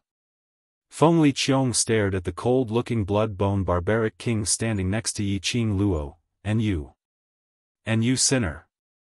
He had once used that kind of evil forbidden technique to kill so many people from the divine world. You should have been executed and your soul scattered, never to be reincarnated. She, on the other hand, used her position as the divine emperor to fake your death and deceive the world. She doesn't deserve to be a God Emperor. She doesn't deserve to be the God Emperor. Feng Liqiong shouted hoarsely, venting all the resentment she had buried in her heart for a long time. He complained again and again about how Feng Gu had degraded herself for a man, even giving birth to Yi Qing Luo. In the end, he was abandoned. In the end, she died because of that man. Do you see how peaceful the God realm is after I took over the position of God Emperor? There's no war, no forbidden technique, and no fighting. I am the most suitable person to be the Emperor of the Divine Emperors. As long as I can find what Big Sister left behind, the God Emperor's inheritance will surely acknowledge me. After Feng Liqiong's hysteria, his eyes looked crazily at Yi Qing Luo. She definitely will. That thing is with you, hand it over and let me become the real God Emperor. He pounced towards Yi Qing Luo as though he had gone mad. Vile spawn. Are you crazy? Feng family's patriarch immediately protected Yi Qing Luo behind him. Baidu read the latest chapter of Waste 7th Young Miss, Overlord, lightly tap Love Claw Machine Bookstore for free. Chapter 48-19. Little Uncle doesn't really hate Mother, but... Feng Liqiong had yet to stand up. He fell limply onto the ground again. His whole body was weak and unable to support him to make a pouncing action. But Feng Liqiong's actions had completely infuriated Patriarch Feng. He had never thought that. His own son's heart had accumulated so much dissatisfaction towards Feng Gu and the Feng family. That son who always liked to stick to Feng Ji's side, calling her sister. He actually had so much dissatisfaction towards Feng Gu. He had always thought that ever since Feng Liqiong became the acting God Emperor, she had done her best. It was because she wanted to protect this peace for Feng Gu. He had not expected. All he wanted was to compete with Feng Gu. How much anticipation he had for Feng Liqiong previously. How disappointed he was now. The entire dark room gradually quietened down. Only Feng Liqiong's heavy panting could be heard. Yi Qing Luo looked at Feng Liqiong and then looked at Patriarch Feng. Her pink lips curled slightly as she said to Blood Bone Brute King, Uncle Bone, help me lift little uncle up. What little uncle? He doesn't deserve your title at all. Feng family master said angrily. Is there anyone like him as an uncle? Don't call him little uncle. Doesn't he like to be the God Emperor? Let's call him the noble God Emperor. Our Feng family is not worthy of him. Feng Liqiong was furious. He stared at Feng Liqiong angrily. Full of angry words. Yi Qing Luo smiled as she helped the old man to sit on the stone bench. Feng Liqiong also sat opposite them under Blood Bone Brute King's help. Feng Liqiong sat down and stared angrily at Feng Liqiong as he turned his head away, not wanting to look at this son of his. Yi Qing Luo patted the back of Feng Liqiong's hand lightly as her long and narrow eyes rippled with a faint light. Her pink lips curved upwards and there wasn't any trace of displeasure after being schemed against and hated by Feng Liqiong. Her smile was very elegant. The curve of her eyes was like a blooming rose, full of flames. Actually, little uncle doesn't really hate Mother that much. Her eyebrows were picturesque, gentle and tranquil. If little uncle really hated Mother, he wouldn't have remembered every detail of Mother so clearly after such a long time.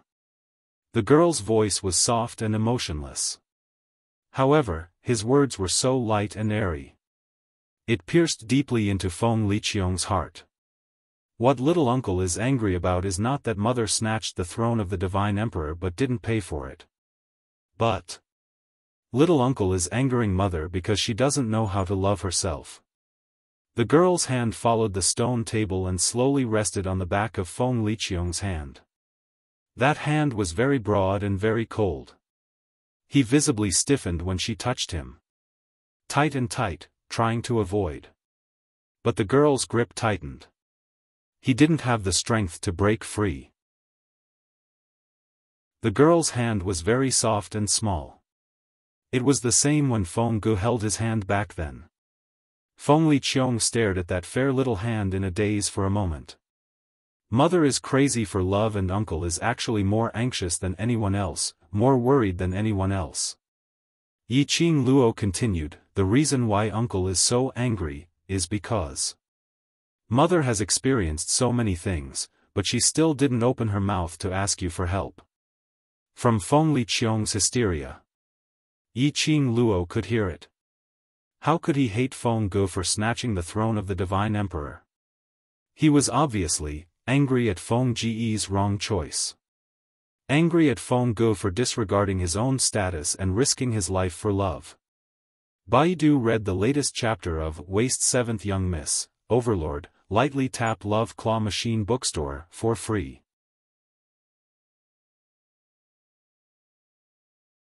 Chapter 48:20. If you want to blame, you can only blame the human heart. What had Feng Gu done in the past? Yi Qing Luo didn't know. But she had seen those scenes in the blood-bone barbaric king's memory.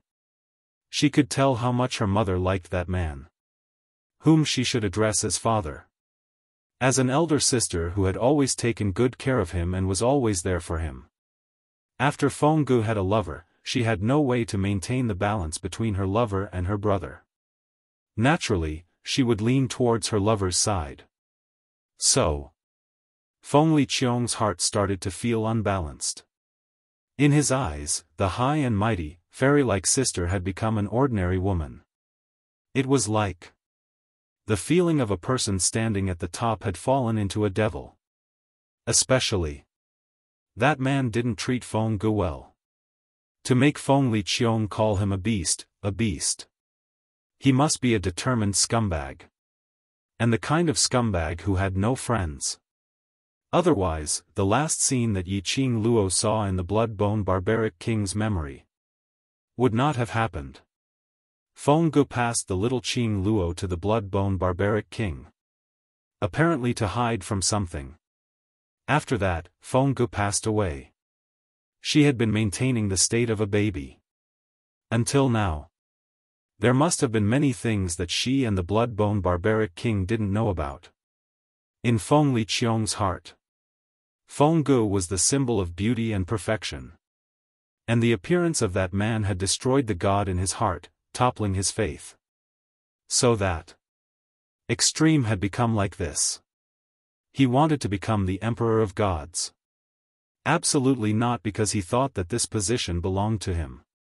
But he wanted to tell Feng Gu her previous decision was wrong. Totally wrong. Everyone listened to Yi Qing Luo's explanation for Feng Liqiong. Fell into a long silence. After some time, Patriarch Feng's hands trembled as he sighed helplessly, doomed fate. Doomed fate. This is the Feng family's calamity, Feng family's difficulties. He took a deep breath as his murky old eyes were filled with endless helplessness. Blame me, blame me, blame me for giving birth to you in the Feng family, blame me. Once you were born, you were the focus of attention and the people schemed against you. Father. Feng Liqiong listened to the old man's trembling words. He hurriedly raised his head. There was no longer any trace of the malevolence and terror on his face. He shook his head desperately. It's not your fault. If you want to blame someone, blame the human heart, the human heart. The father and son looked at each other, speechless. It was as if they were recalling the past together. Yi Qing Luo didn't say anything else to break the atmosphere between them. She quietly pulled the blood-bone barbarian king out of the dark room. After walking out of the dark room, the blood-bone barbarian king glanced sideways at her. Why? Don't you want to ask about what happened back then? Now is not the time. Yi Qing Luo shook her head. Grandfather and little uncle were too agitated. I'll ask him when I have the chance in the future. She raised her head and looked at the barbaric blood-bone king. Uncle Bone, do you know, who exactly is that man? It could be said. The appearance of the man. It was the calamity of the Feng family. That man destroyed the entire Feng family. The pupils of the barbaric blood-bone king shrunk slightly, and his expression became colder. Very ordinary person. If he's really ordinary, why would mother take a liking to him? Yi Qing Luo patted the barbaric blood-bone king's shoulder lightly. That man. Since he could enter mother's eyes, there must be a reason. If we can find out the reason, perhaps we will be able to know that man's motive for getting close to mother. Chapter 48:21. The only thing I can give you, purpose. Blood-bone barbaric king frowned. In his impression, that man, other than his face, was so ordinary that he couldn't be found even if he was thrown into the dust. Yi Qing Luo tilted her head, as her eyes curved into a smile which didn't look like a smile. do you think that an ordinary man would appear beside Mother, who would always be surrounded by numerous secret guards, and make Mother remember him and fall in love with him? When Yiqing Luo said this, her long and narrow eyes drooped downwards as her pink lips curled into a cold arc, after creating so many troubles. Not only was he not affected at all, he was even able to leave unscathed under your eyelids. She chuckled softly, I don't believe that there's no ghost. Blood-bone barbaric king was stunned, the expression on his face congealed slightly.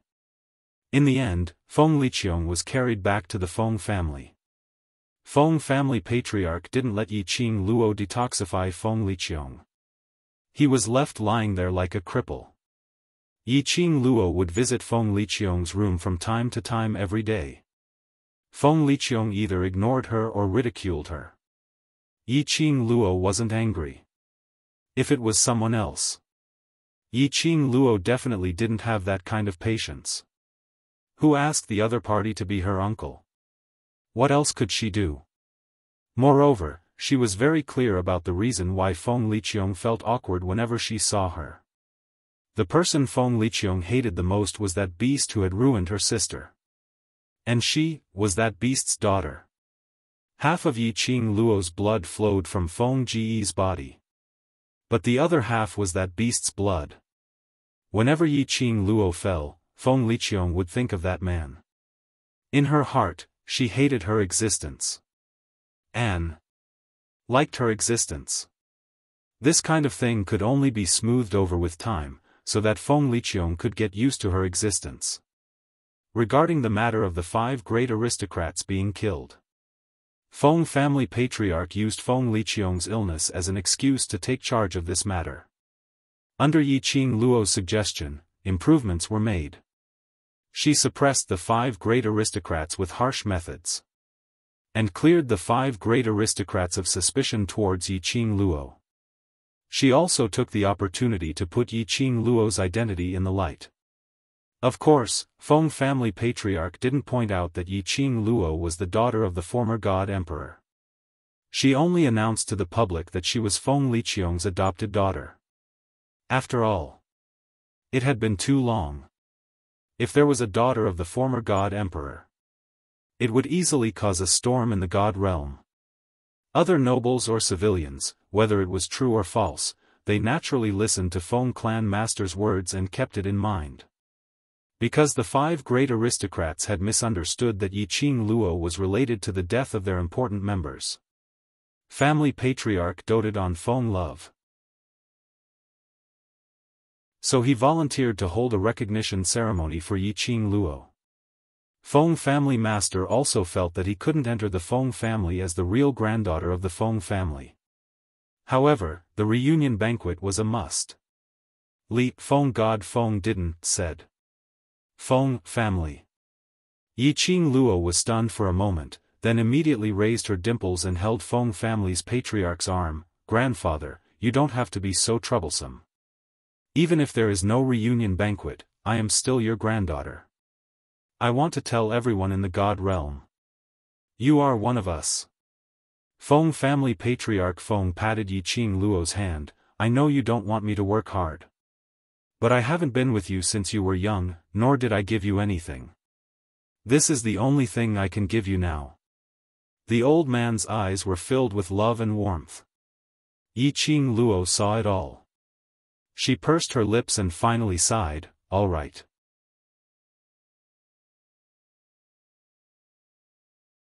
Chapter 48-22.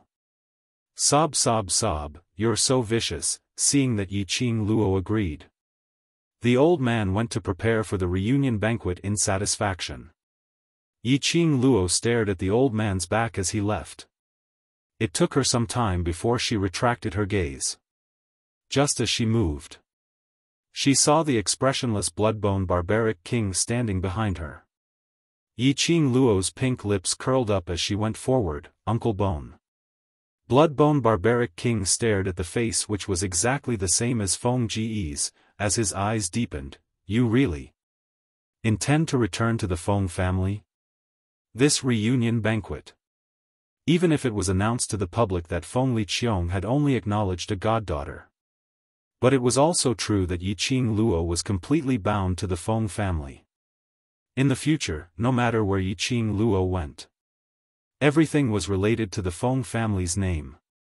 There were advantages and disadvantages. Yiqing Luo understood the deeper meaning of Bloodbone Barbaric King's words. She nodded, her long and narrow eyes rippling with a very faint light. I don't want to disappoint you again. Feng Liqiong's matter. The blow to the Feng family's patriarch would be huge.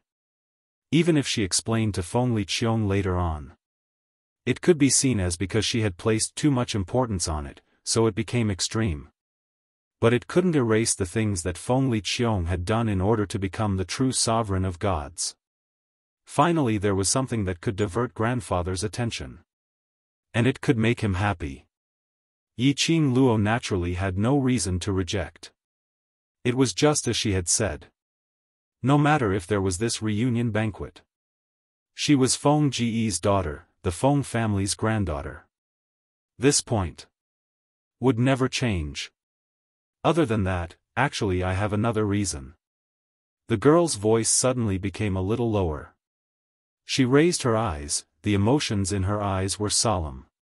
Seeing this, Bloodbone Barbaric King seemed to have formed a tacit understanding as he closed his eyes. He released his perception to sense the surrounding atmosphere. Until the maximum range of his perception. Bloodbone Barbaric King then opened his eyes and nodded slightly at the young lady. Yiqing Luo lowered her eyes, her voice was slightly low, I have an ominous premonition. Bloodbone Barbaric King's cold expression remained unchanged, need my help? Pay more attention to, the reunion banquet. Yiqing Luo's eyes narrowed slightly as a sharp glint burst forth. Once the matter of the 5 aristocratic families was exposed, the matter of me in the God realm had almost spread throughout the entire God realm. She paused for a moment before continuing, I'm an outsider, so I'm sure many people will try to find out who I am, therefore, the Palace of Gloomy Darkness, which had been silent for a long time. If he knew this news, they would probably take action as well. I understand. The barbaric Bloodbone King nodded. Yiqing Luo gave an elegant smile to Bloodbone Barbaric King, thank you for your hard work, Uncle Bone. The reunion banquet was set for 3 days later. In these 3 days, there were quite a number of people who came to visit. They were all rejected by Patriarch Feng. Yiqing Luo carried Feng Shi and wandered around the Feng family. Until the 3rd day. The banquet had already begun. Yiqing Luo was dragged out of bed by Granny Feng early in the morning. After freshening up, he saw Ji Wuhua's devilish face. Dressed in a pink luxurious robe that smelled like horse fleas, he posed in an incomparably bewitching posture as he lay on the long bench, smiling seductively at her. Yiqing Luo instantly sobered up. She walked straight over. She lifted her leg and stepped on Ji Wuhua's chest. Ji Wuhua's reaction was swift. He clutched his chest and pretended to be grief-stricken, Miss Qing Luo, how could you do this to me? Sob sob sob, you're so vicious. Yiqing Luo. Use this tone to talk to me again, I will let you know what is called true viciousness. Chapter 48-23. Ji Wuhua climbed up from the ground. That devilishly beautiful face revealed a bit of the evilness of a pretty boy. He staggered towards Yiqing Luo as if he had no bones. Seeing Yiqing Luo raised her fist again. Ji Wuhua paused and looked aggrieved, Miss Qing Luo, I was dug here by Feng family head early in the morning because of you, how can you treat me like this? He touched his face with one hand, for Miss Qing Luo, I even sacrificed my rest time. You must know that if I don't sleep well, I will become haggard. The minute I become haggard, I'm not handsome enough. The minute I'm not handsome enough, Miss Qing Luo will not be moved by me. He pressed his chest and his body fell towards Yiqing Luo's direction. Miss Qing Luo, aren't you touched? When the man's tall and straight body fell down, His peripheral vision suddenly caught a glimpse of red. The young lady's fingertips were holding a feather fan which looked like a raging flame. The feather fan looked very exquisite and small.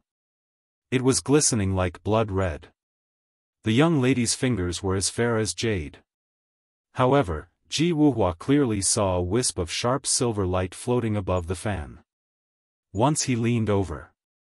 That fan would directly scratch his face.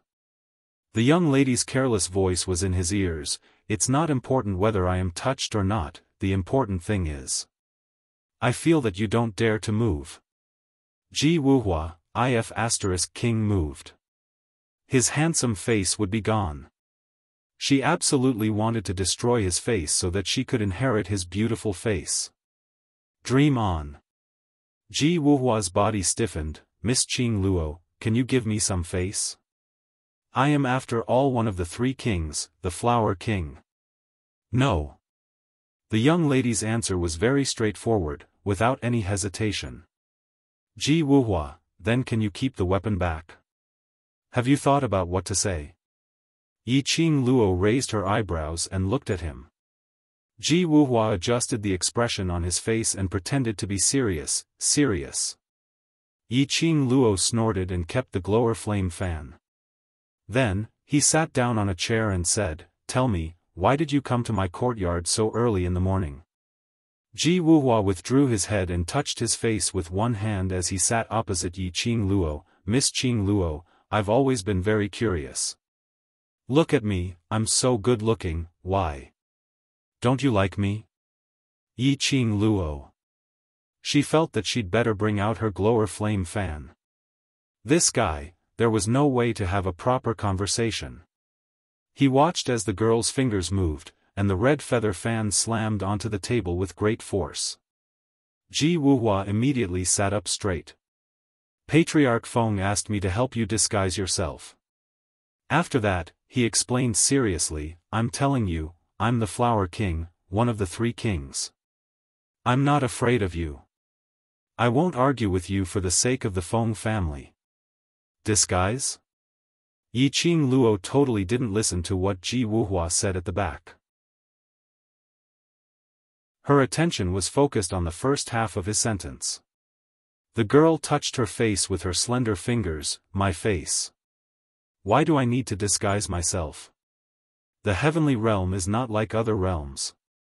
Although the heavenly realm is divided into classes, but there are many existences outside the classes. Like the Feng family, there are forces that have existed for thousands of years." At this moment, Ji Wuhua became serious.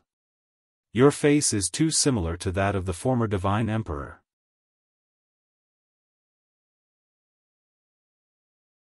Chapter 48-24.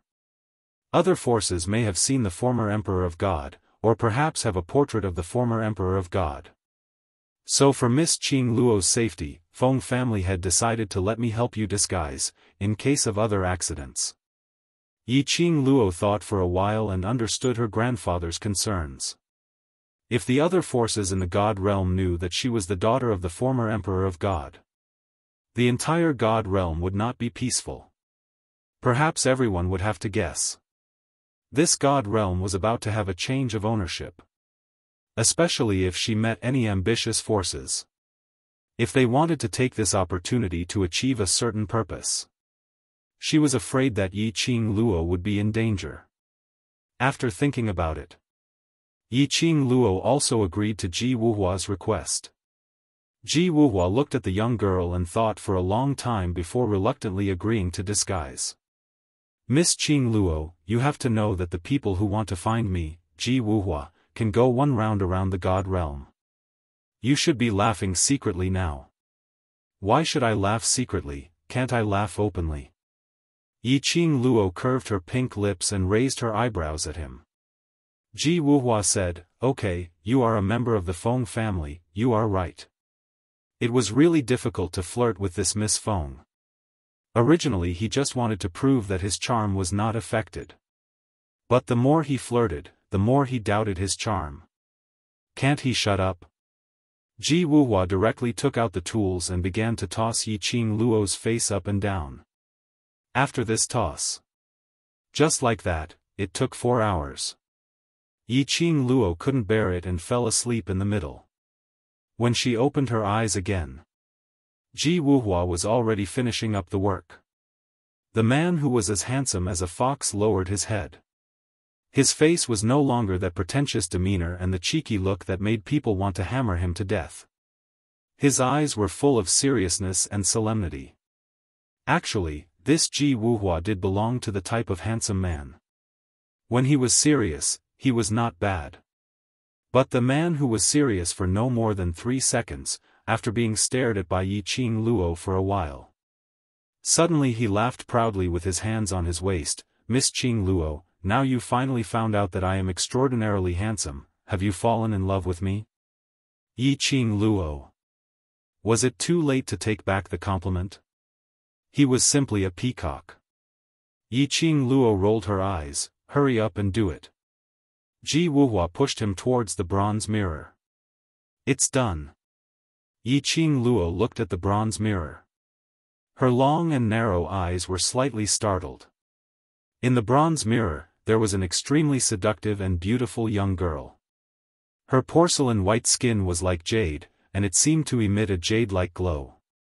Her pair of charming eyes were curved, and at the end of her eyes, there was even the outline of a gorgeous mandala flower blooming. She had a sharp nose and bright red lips. Her facial features were exquisite. Regardless of whether they were taken apart or gathered together, they were pleasing to the eye. Simply she looks like a domineering sister. It could be said that this face was completely different from her previous face, but it still vaguely resembled her.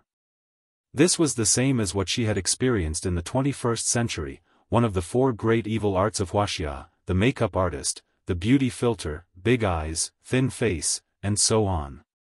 But this face made the young girl look even more like an older sister.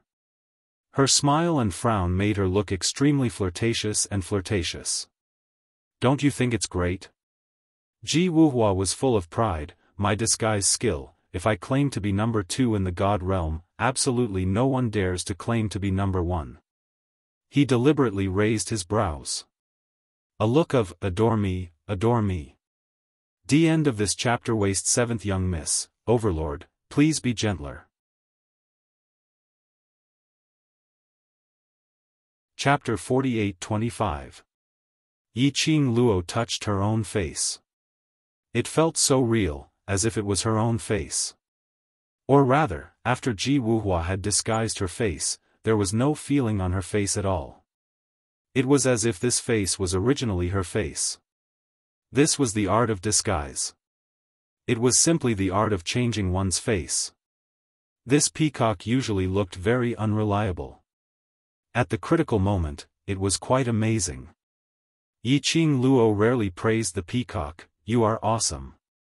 Ji Wuhua's tail immediately perked up as his devilishly charming phoenix eyes curved, his entire handsome face inched towards Yiqing Luo's direction. Now do you know how powerful I am?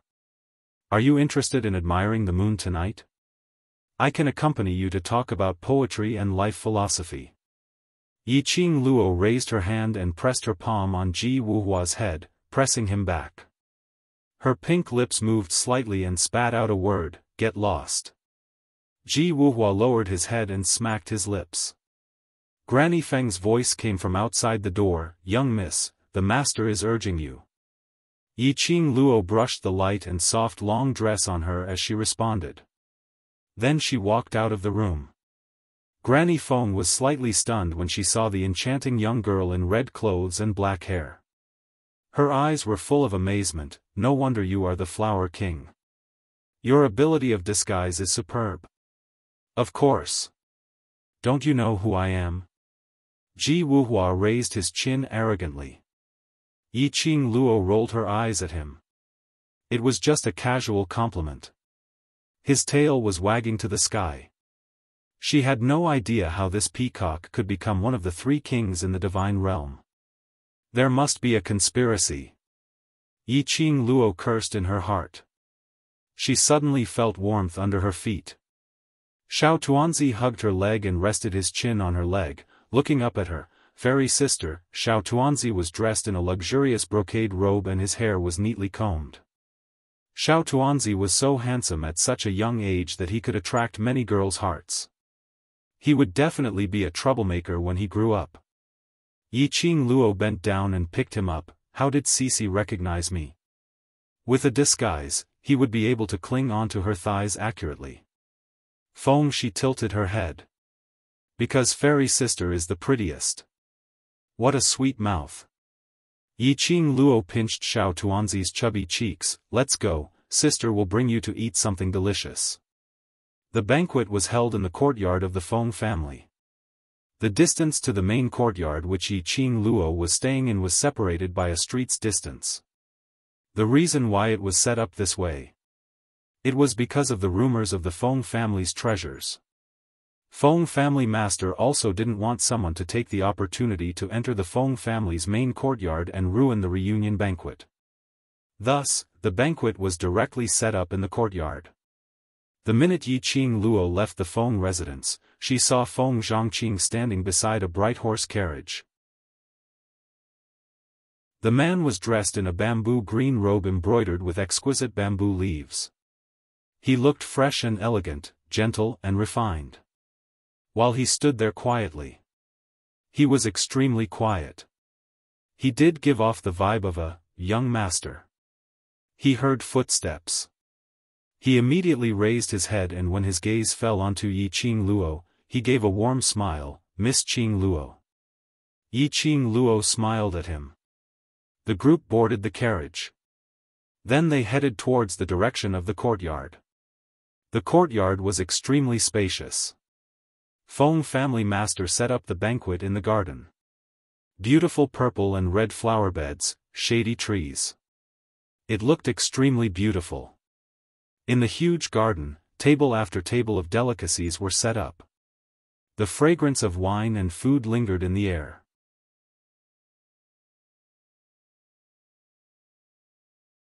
Chapter 48-26. The maids of the Feng family wandered around, refilling wine for the guests or running errands for the guests. When Yi Qing Luo arrived, he could hear the bustling sounds of the courtyard. Cheers, laughter, and congratulations could be heard continuously. It was no different from the banquets in the lower realms. Yi Qing Luo narrowed her eyes slightly. The status of the Feng family in the divine realm was really not low. Miss Qing Luo. Feng Zhangqing's voice was heard from outside the carriage's curtains. Yi Qing Luo lifted the curtains. Feng Zhangqing stretched out his hand.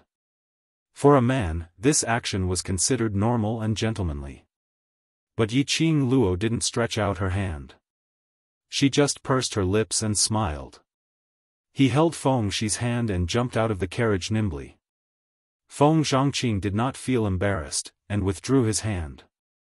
Outside the door, there were many guests, and it was extremely lively.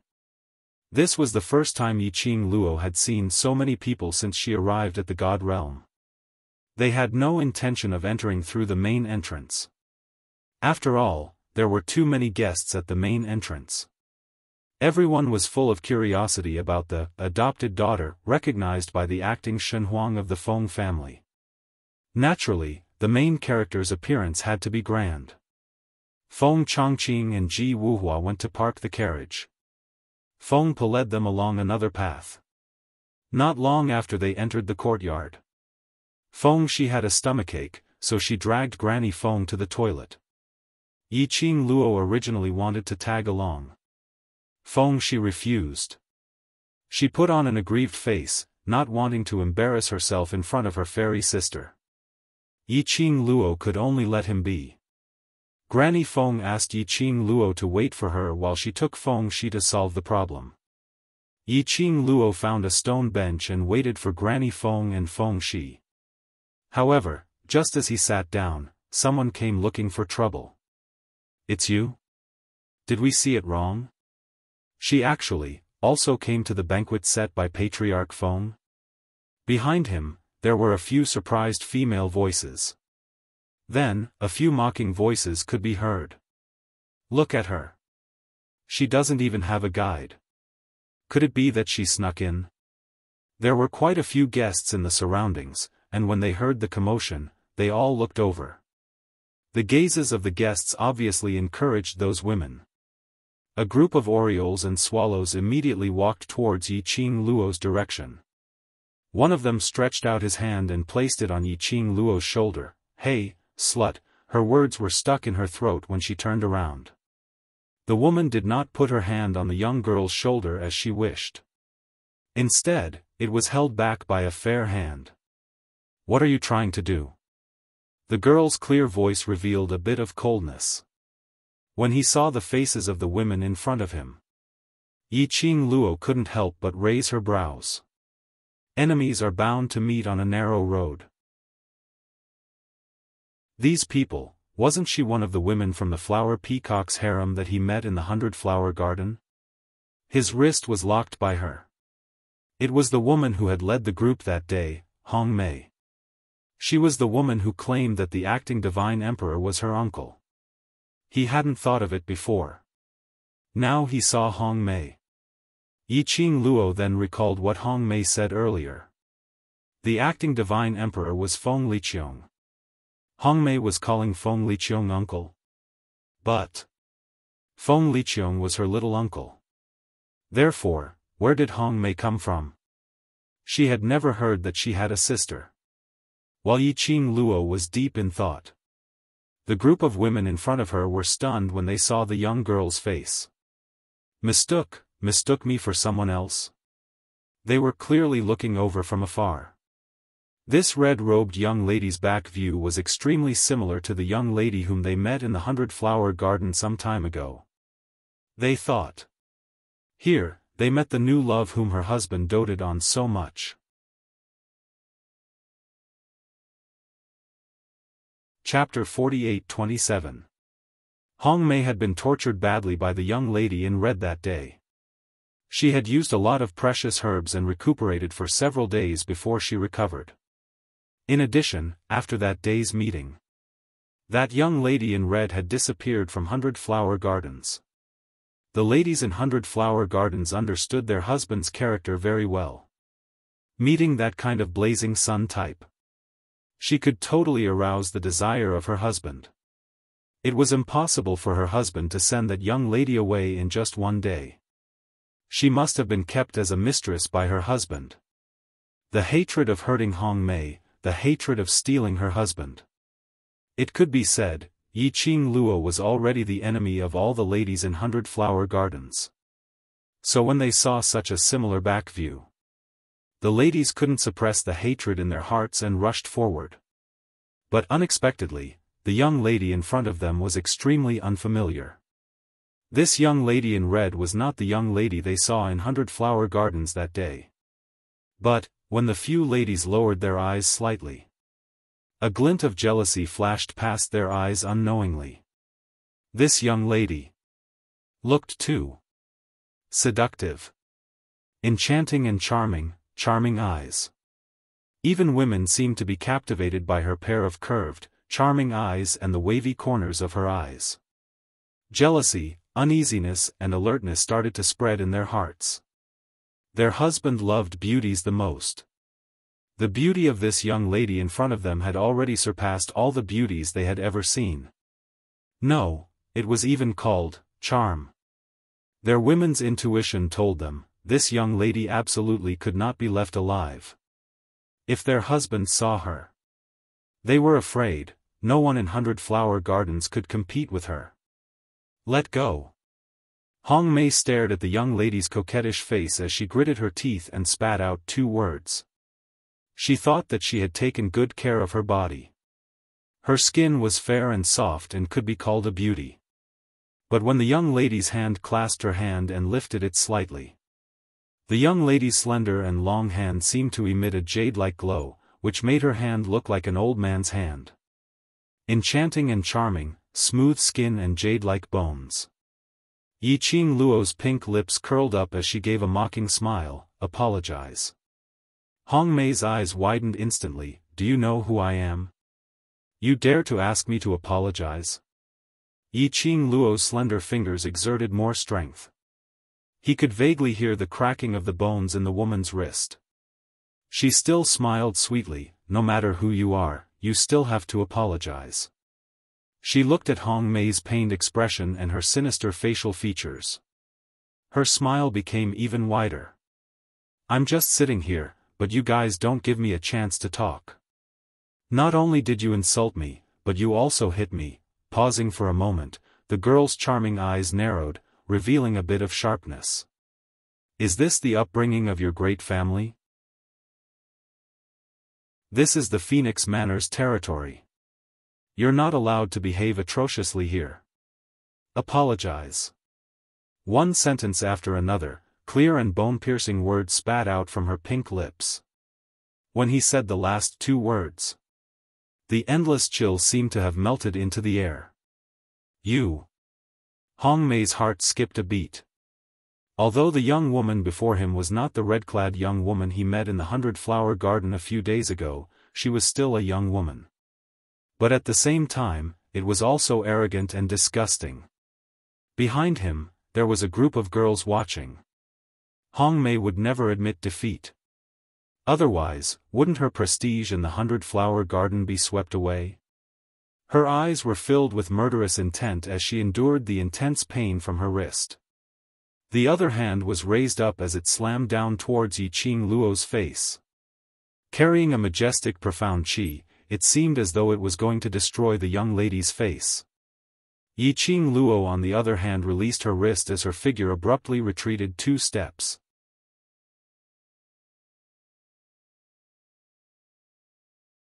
Chapter 48-28. Yiqing Luo loosened her grip. The girls behind her immediately went forward to support Hong Mei. Sister Hong Mei, are you all right? A group of people crowded forward with concern. Hong Mei's face was steely green as she stared coldly at Yiqing Luo. The hatred in her eyes. As though it was going to drown Yiqing Luo.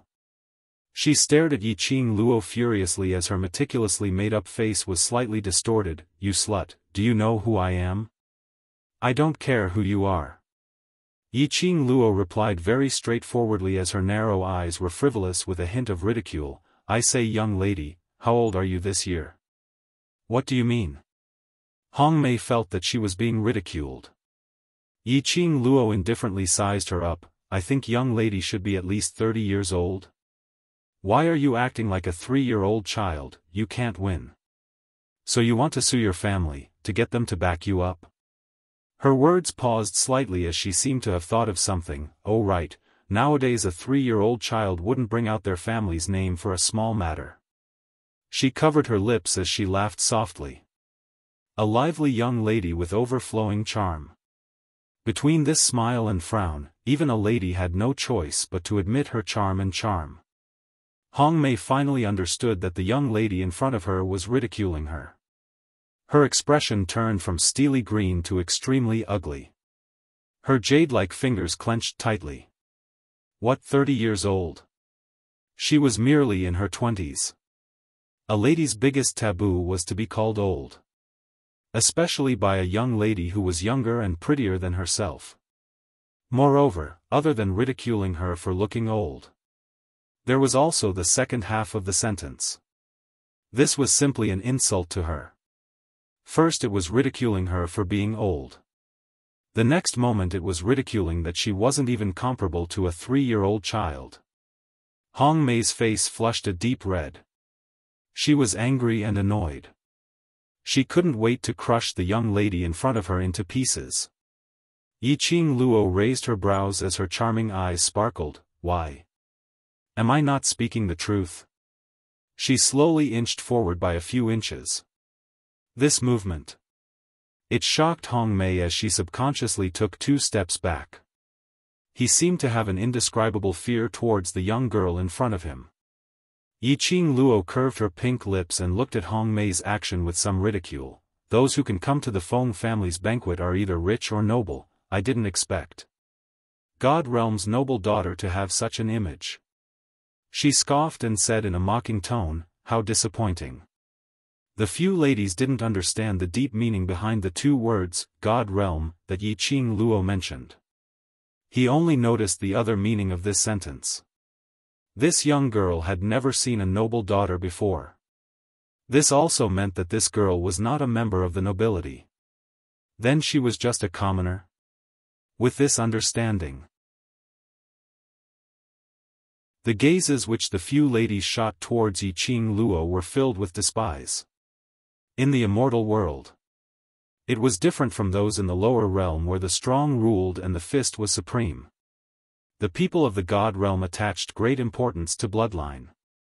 They also attached great importance to the division of ranks between races. To the royal family or the nobles, the peace nation.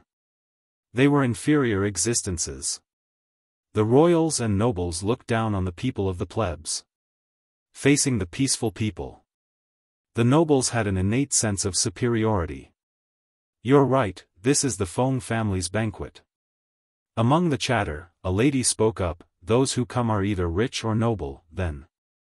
May I ask, which family's daughter are you? Why have we never seen you before? This group of ladies were the daughters of various large aristocratic families. They wandered in the aristocratic circle all year round. Chapter 48-29. Naturally, he knew all of the young ladies and young masters of the various nobles. They were certain. This was the first time they met this young lady. Very unfamiliar. Another lady took out an invitation card and waved it in front of Yi Qing Luo. Those who accept the invitation from the Feng family's banquet will have an invitation card, I wonder. Miss, do you have an invitation card? When the lady asked this, her tone suddenly raised.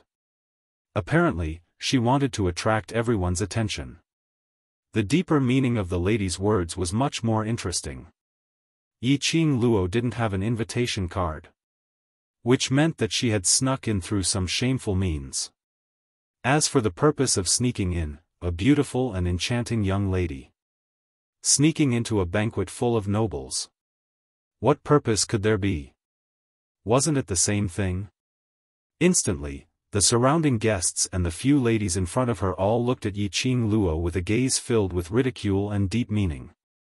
Facing all kinds of gazes from all directions. Yi Qing Luo's expression didn't change at all. She faintly raised her eyebrows, arms crossed over her chest, looking languid and amorous. I don't have an invitation card. Sure enough. Hong Mei revealed a complacent smile. Without an invitation card, how did you enter the Feng family? Yi Qing Luo lowered her eyes and looked at her feet. I walked in, don't tell me I flew in. You don't have an invitation card, who will let you in?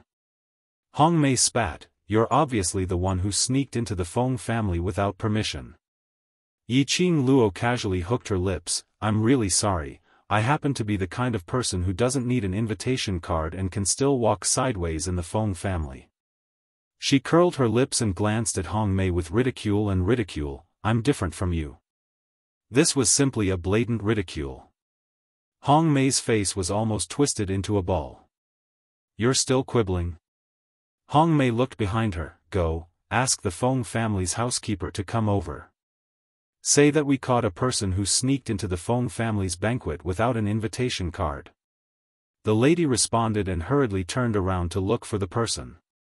Yi Qing Luo crossed her arms and leaned against the stone table behind her. This Hong Mei was really a troublemaker. Whenever they met her, they would always cause trouble. Lin Mengya wondered how her youngest uncle managed to have such a niece. If this Hong Mei was really little uncle's niece, Lin Mengya would not be able to help her. She decided, cut off all ties. She would never call a fool her sister. Yi Qing Luo looked in the direction where Granny Feng and Feng Shi had left. He calculated the time. He guessed that Granny Feng would be back soon. Yi Qing Luo wasn't in the mood to tangle with Hong Mei here. He still had to rush over to his grandfather's place.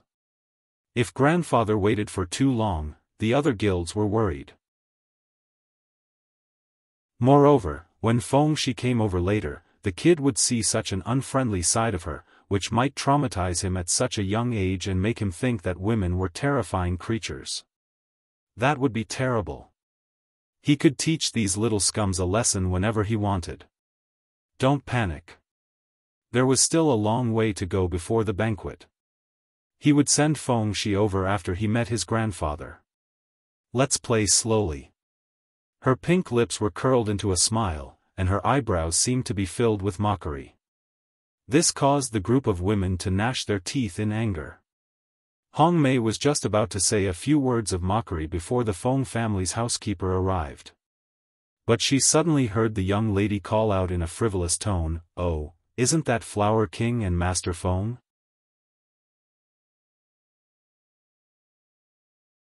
Chapter 48-30. The two words, Flower King. That made a group of women immediately look happy. Is it my husband? Is he here? Where is he? A group of women suddenly looked around. Sure enough, they saw two extremely outstanding people in front of the crowd. One was in a pink brocade robe, extremely charming. The other was in a bamboo robe, gentle like a young master of a noble family. The two of them had completely different styles, but when they stood together, they were inexplicably harmonious. It was pleasing to the eye. The women immediately exclaimed in ecstasy and rushed towards the direction of Ji Wuhua. Hong Mei was just about to rush over with her sisters.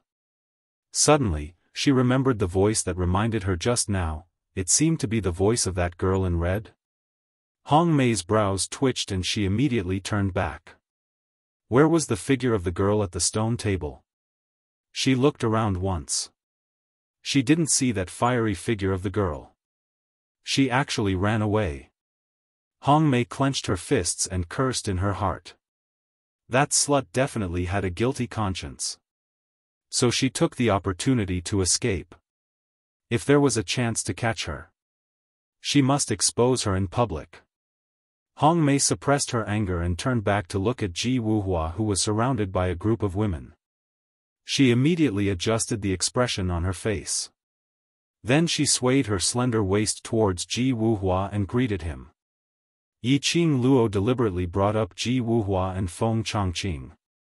It was actually a complete accident. She mainly glanced at Granny Feng, who was bringing Feng Shi over. So she said that casually. She didn't expect it to be such a coincidence. Forget it. Anyway, Ji Wuhua was a peacock. He couldn't live without women. She sent a bunch of women in front of Ji Wuhua, letting him hug them on both sides. She left them to Ji Wuhua to drag. Yiqing Luo walked towards Granny Feng with a smile and took Feng Shi from her arms. Granny Feng's gaze went past Yiqing Luo and looked in the direction of Hong Mei and the others. Young miss, what happened? Nothing. Yiqing Luo smiled and waved her hand. Granny Feng saw that there were no extra marks on Yiqing Luo and her mood was not affected much. Then she was relieved. Little miss, you are the little miss of the Feng family and the future patriarch of the Feng family. If you encounter any problems, just ask the family head for help, Granny Feng instructed as she led the way. Yiqing Luo followed behind, her eyes filled with smiles. I know, I won't stand on ceremony with grandfather. Granny Feng led the way. Yiqing Luo could clearly hear the noise of singing and dancing, getting clearer and clearer. Granny Feng arranged for them to rest in a room dozens of meters away from the banquet. The distance and direction. Coincidentally, he could see a portion of the banquet. Adding on to the fact that Yiqing Luo was extremely sensitive toward sounds, she was able to hear the voices from the other end of the banquet. Little miss, sit here for a while. When the patriarch calls out your name, come out from here. Granny Feng pulled Yiqing Luo and showed her the way. This road, keep walking straight ahead until you reach the patriarch. Yiqing Luo nodded her head. Granny Feng then took Feng Shi to the Feng family master to warn him. This small house was built in the garden and was surrounded by the fragrance of flowers. There were also branches that entered the house through the window. It was a different feeling. Yiqing Luo liked this style very much. The sound from the banquet was very lively. Yiqing Luo leaned against the window and looked towards the banquet. Through the cover of the branches, she could vaguely see that the guests were taking their seats.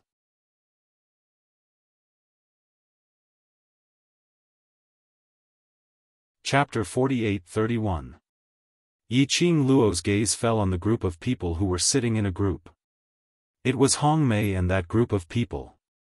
At this time, each and every one of them were sticking to Ji Wuhua's side, trying to please him. Ji Wuhua was indeed patient when facing women. His face was full of smiles as he appeased them one by one. Feng Zhongqing was so annoyed that he left Ji Wuhua and headed towards Patriarch Feng. About the time it took for half a stick of incense to burn. The guests were basically all seated. There were no more guests entering the banquet. Patriarch Feng got up happily and started his lengthy opening speech.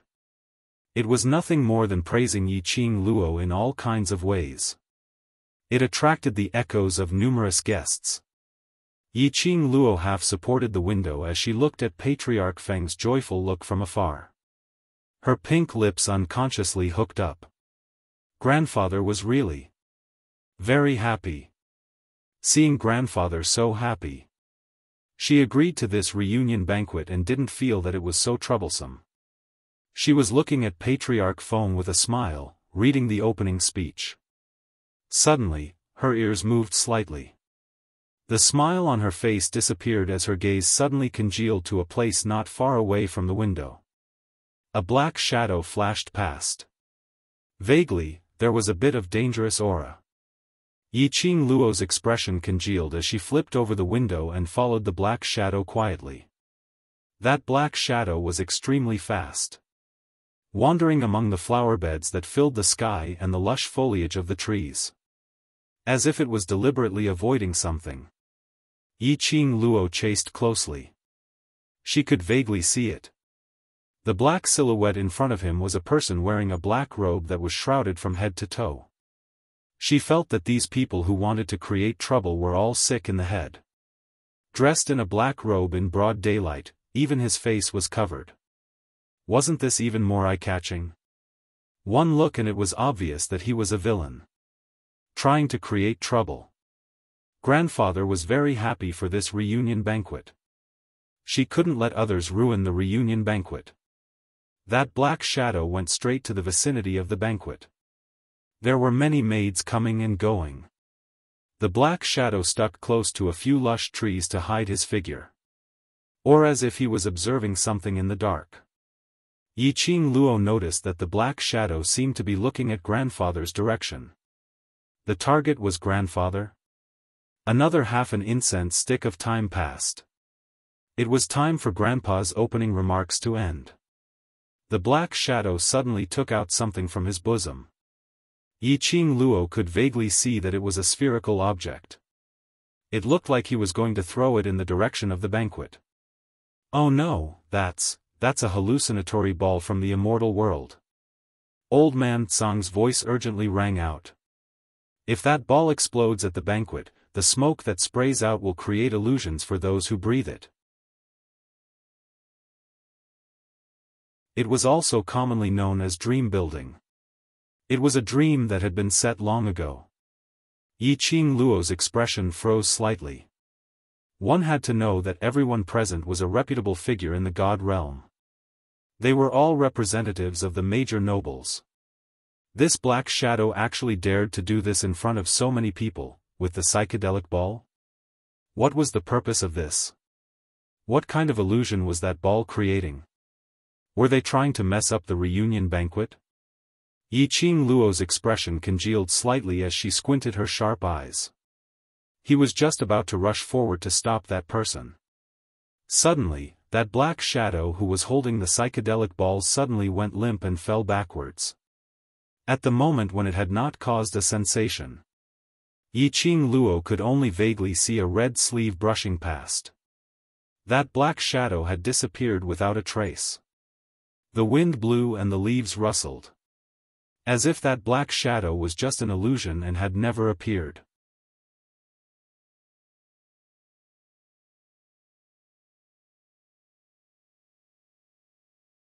Chapter 48-32.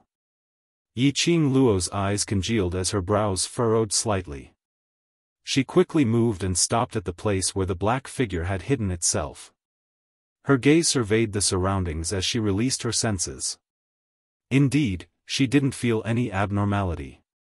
Impossible. Someone must have taken that black shadow away just now.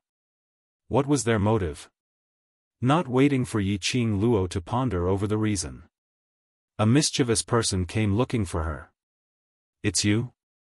Hong Mei's voice was heard. "You commoner, you really sneaked into the banquet. What motive do you have?" Yiqing Luo turned her head. Then, he saw Hong Mei leading a few of her bewitching girls and 10-odd guards charging over in a ferocious manner. Hong Mei originally led a group of sisters, surrounding Ji Wuhua and fawning on him. But there were too many people crowding around. She only had one husband. Even if Ji Wuhua treated every lady gently and said a few words to her. But there was no way to take care of everyone. Plus Hong Mei had just been ridiculed by a commoner young lady. Her mood wasn't particularly good. She was only thinking about that commoner young lady's motive in the Feng residence. It was a coincidence. She just happened to see the red-robed young lady's figure looming in the trees not more than 10 steps away from the banquet. She seemed to be hiding there, spying on everything at the banquet.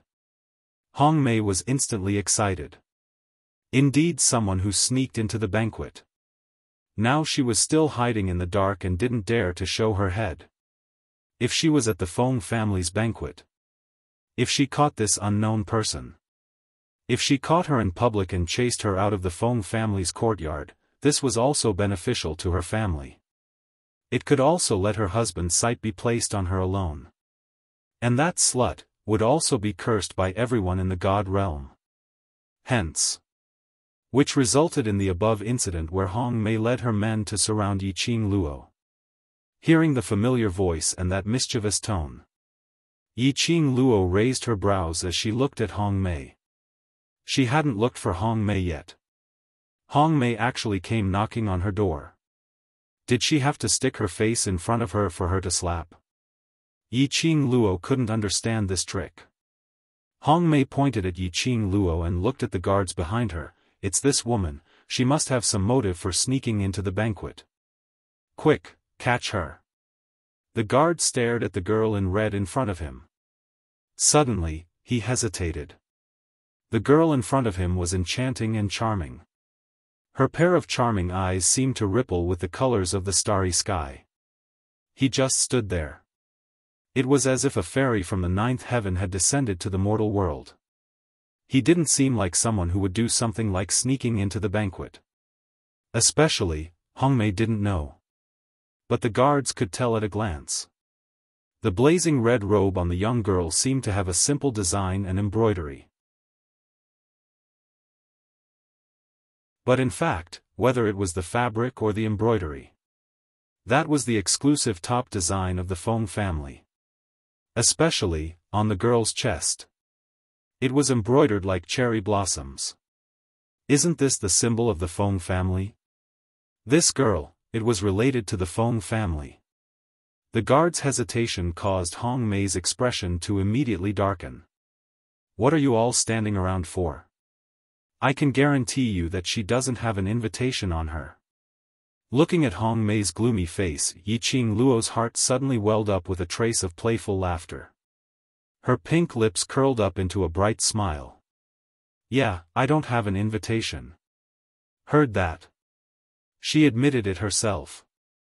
Hong Mei grabbed the guard next to her. She doesn't have an invitation and yet she appeared here sneakily. There must be something wrong. Yiqing Luo's smile became even more radiant as her long and narrow eyes curved.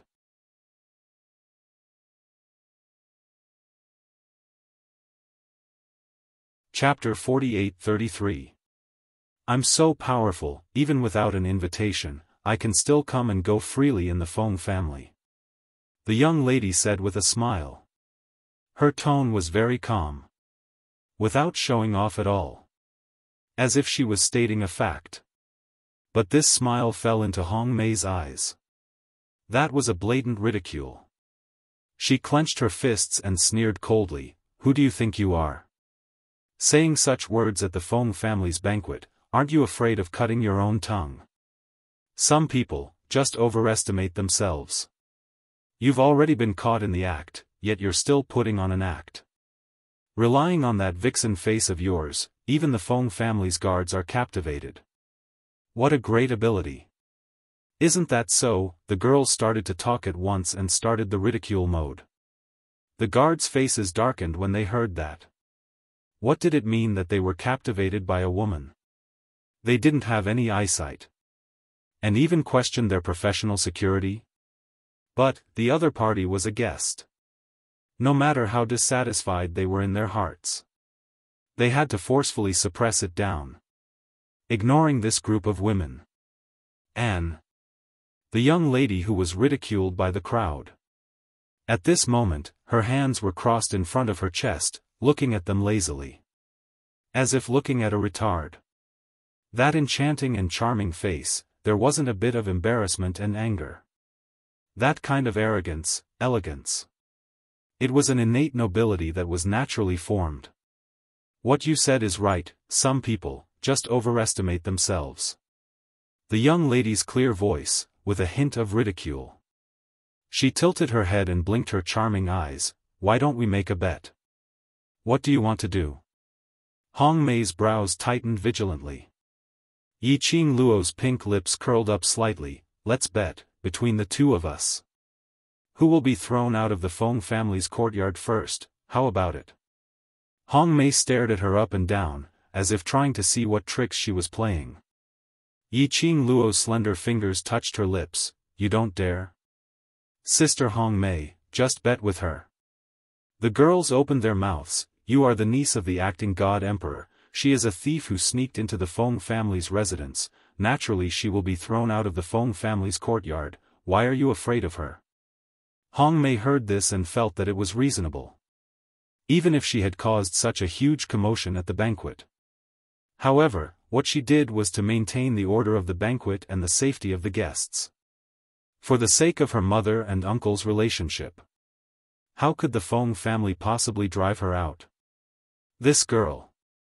He was probably trying to make use of her suspicious personality. He was purposely scaring her. Thinking like this, Hong Mei calmed herself down. "What do you want to bet? Give me something simple." Yi Qing Luo casually snapped her fingers. "I bet you will be thrown out of the Feng family immediately, and your family will also be removed from the list of nobles." "You." Hong Mei's expression changed. She clenched her fists and clenched her teeth. "What if I don't?" Yi Qing Luo tilted her head and smiled innocently. "I'm at your disposal." A haze flashed across Hong Mei's eyes. "Fine, you said it yourself." "Of course." Yi Qing Luo's pink lips curled slightly. "If I win, there's no need for you to do anything too difficult." She pointed her slender fingers at the ground. "Just kneel on the ground and shout, 'You're a pig,' 3 times. Hong Mei was so angry that she gritted her teeth. Yi Qing Luo didn't seem to know and put on a considerate look. "Isn't it very simple? No need to thank me, who asked me to be so kind." Hong Mei took a deep breath. This girl, every word and sentence, was deliberately leading her imagination to run wild. On the surface, she looked calm. In fact, her heart had long been flustered. She would like to see. How much longer could this young girl continue acting?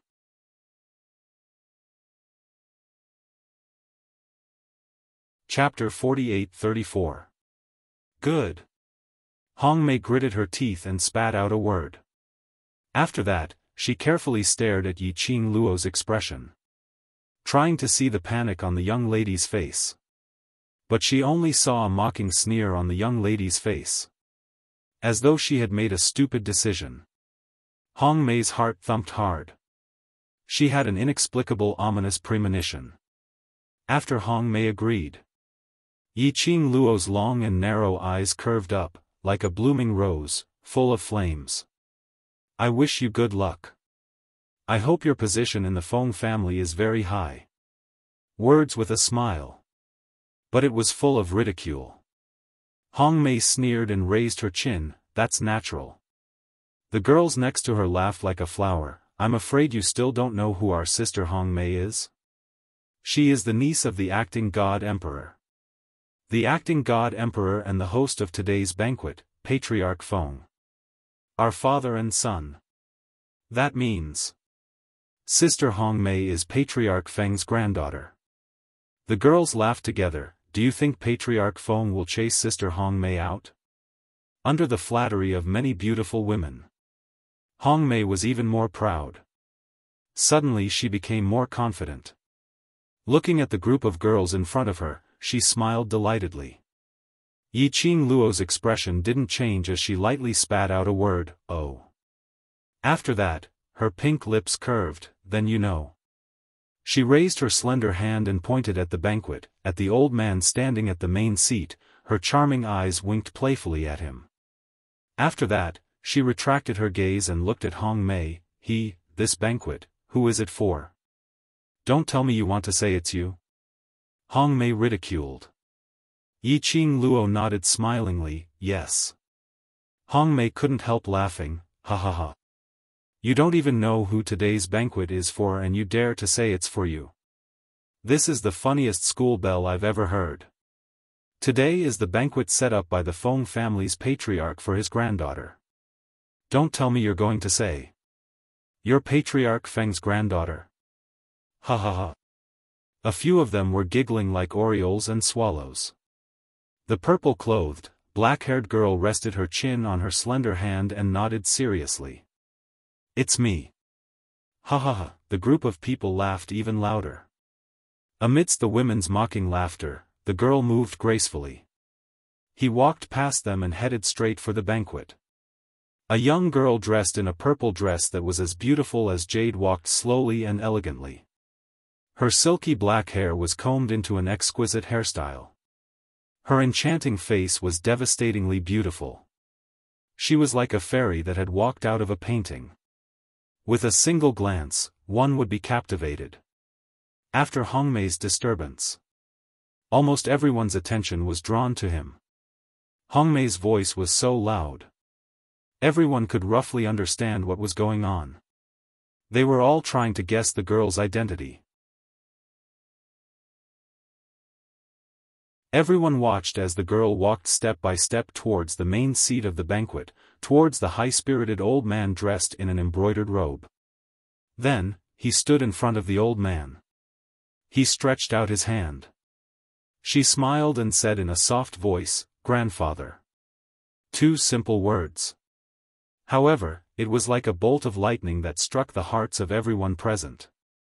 One after another, they stared nervously at Patriarch Feng's expression. Immediately, they saw the old man raised his hand and held the girl's hand. You, this child, are naughty. What's going on? Didn't I tell you to listen to grandfather's words and come out? Why did you run out by yourself? Although his words were filled with complaints, but it was full of concern and pampering.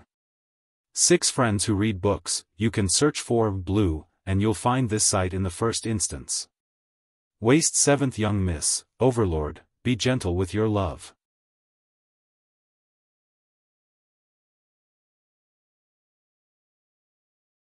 Chapter 48-35.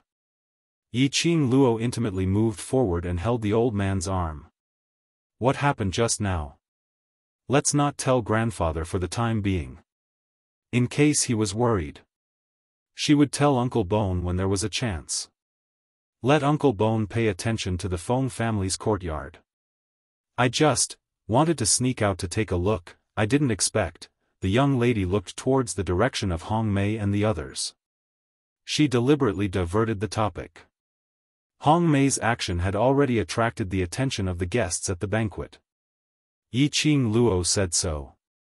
Everyone's vision turned towards Hong Mei. Suddenly they heard what Yiqing Luo hadn't finished her sentence. Miss Feng wanted to sneak out to take a look because of the liveliness of the banquet but was caught by Hong Mei.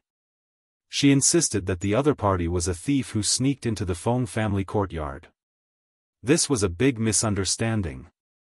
The way everyone looked at Hong Mei was filled with the expression of watching a good show.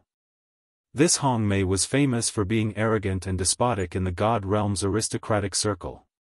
Especially because she was infatuated with Flower King, one of the three kings. Addicted to Flower King's stunning looks. She would rather be one of Flower King's many women. She would rather not be another aristocratic's wife.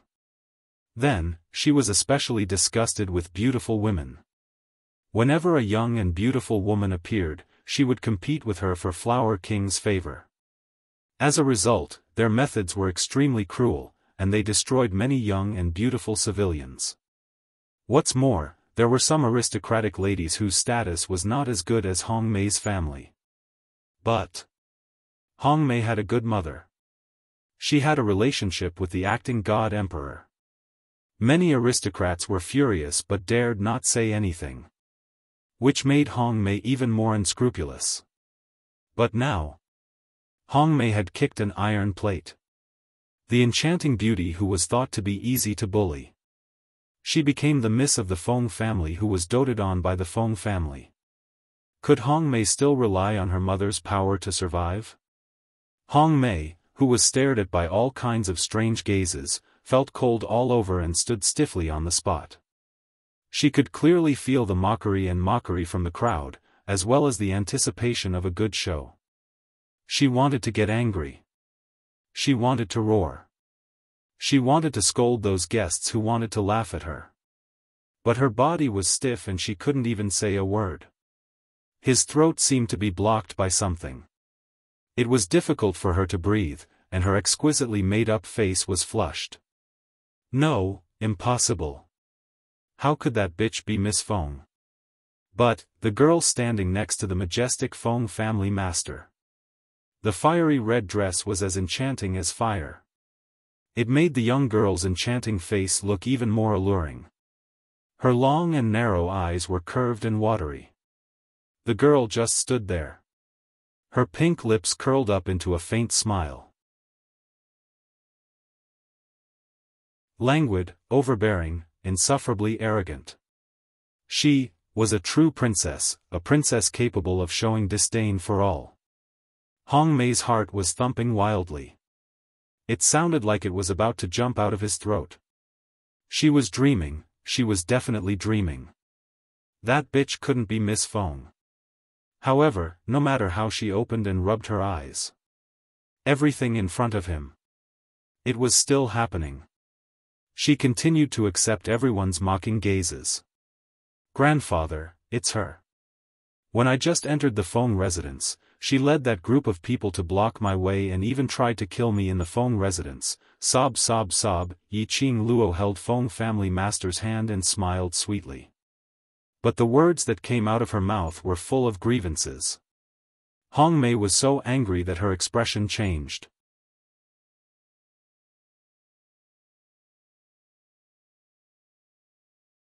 Chapter 48-36. You still have the cheek to mock me for having my family to back me up? What you're doing now, how are you any better than a 3-year-old? He was a slut who would complain to his elders if he couldn't win, and let his family back him up. How dare he say that to her?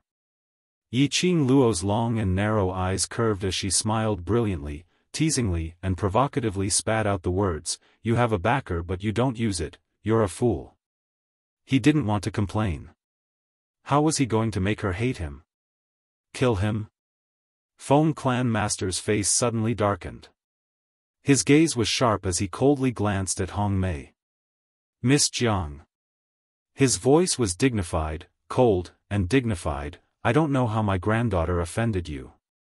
You pestered her again and again, and you even insulted my most beloved granddaughter at such an important moment of the Feng family's banquet? What's more, he wants her life. His questioning tone caused the atmosphere of the entire banquet to tense up. Jiang. Hong Mei's surname. In other words, the God realm. *T nobility. When Feng clan master said the word Jiang in the VIP area, a middle-aged couple immediately stood up. "Master Feng, please calm down." Feng family master laughed angrily. "The good daughter you taught dares to make trouble so wantonly at my Feng family's banquet. You even pestered Miss Feng endlessly. Do you want me to calm down now?" He directed his anger there. The Shi couple said, "Tell me, what is the purpose of the Feng family's banquet today?" It was a banquet set up for their Feng family's little princess. Even if he didn't know where this little princess came from. However, the Feng family's master was willing to hold a banquet to let the entire realm of gods know of the existence of the little princess. That was because they valued him highly enough. Moreover, looking at the doting and kindness of Feng clan master to the girl, it was completely obvious. How much did Patriarch Feng dote on that girl? Jiang the Shi couple knew. But he didn't dare to say it. Feng clan master didn't ask further. He sneered, and his dignified and cold eyes stared at Jiang Chen oppressively. "Shi couple, now, I'm a little suspicious. Is Miss Jiang doing this under the orders of your Jiang family?" Jiang the Shi couple's expression changed. "Feng family head, this matter has absolutely nothing to do with our Jiang family. Everything is because this rebellious daughter is not sensible." Jiang the Shi couple immediately strode toward Hong Mei and kicked her. "Kneel down and apologize to Miss Feng."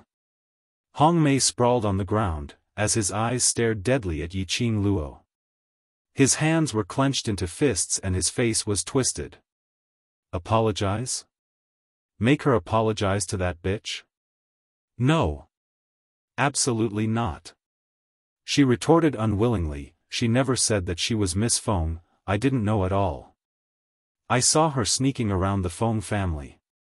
I was just worried about the safety of the Feng family."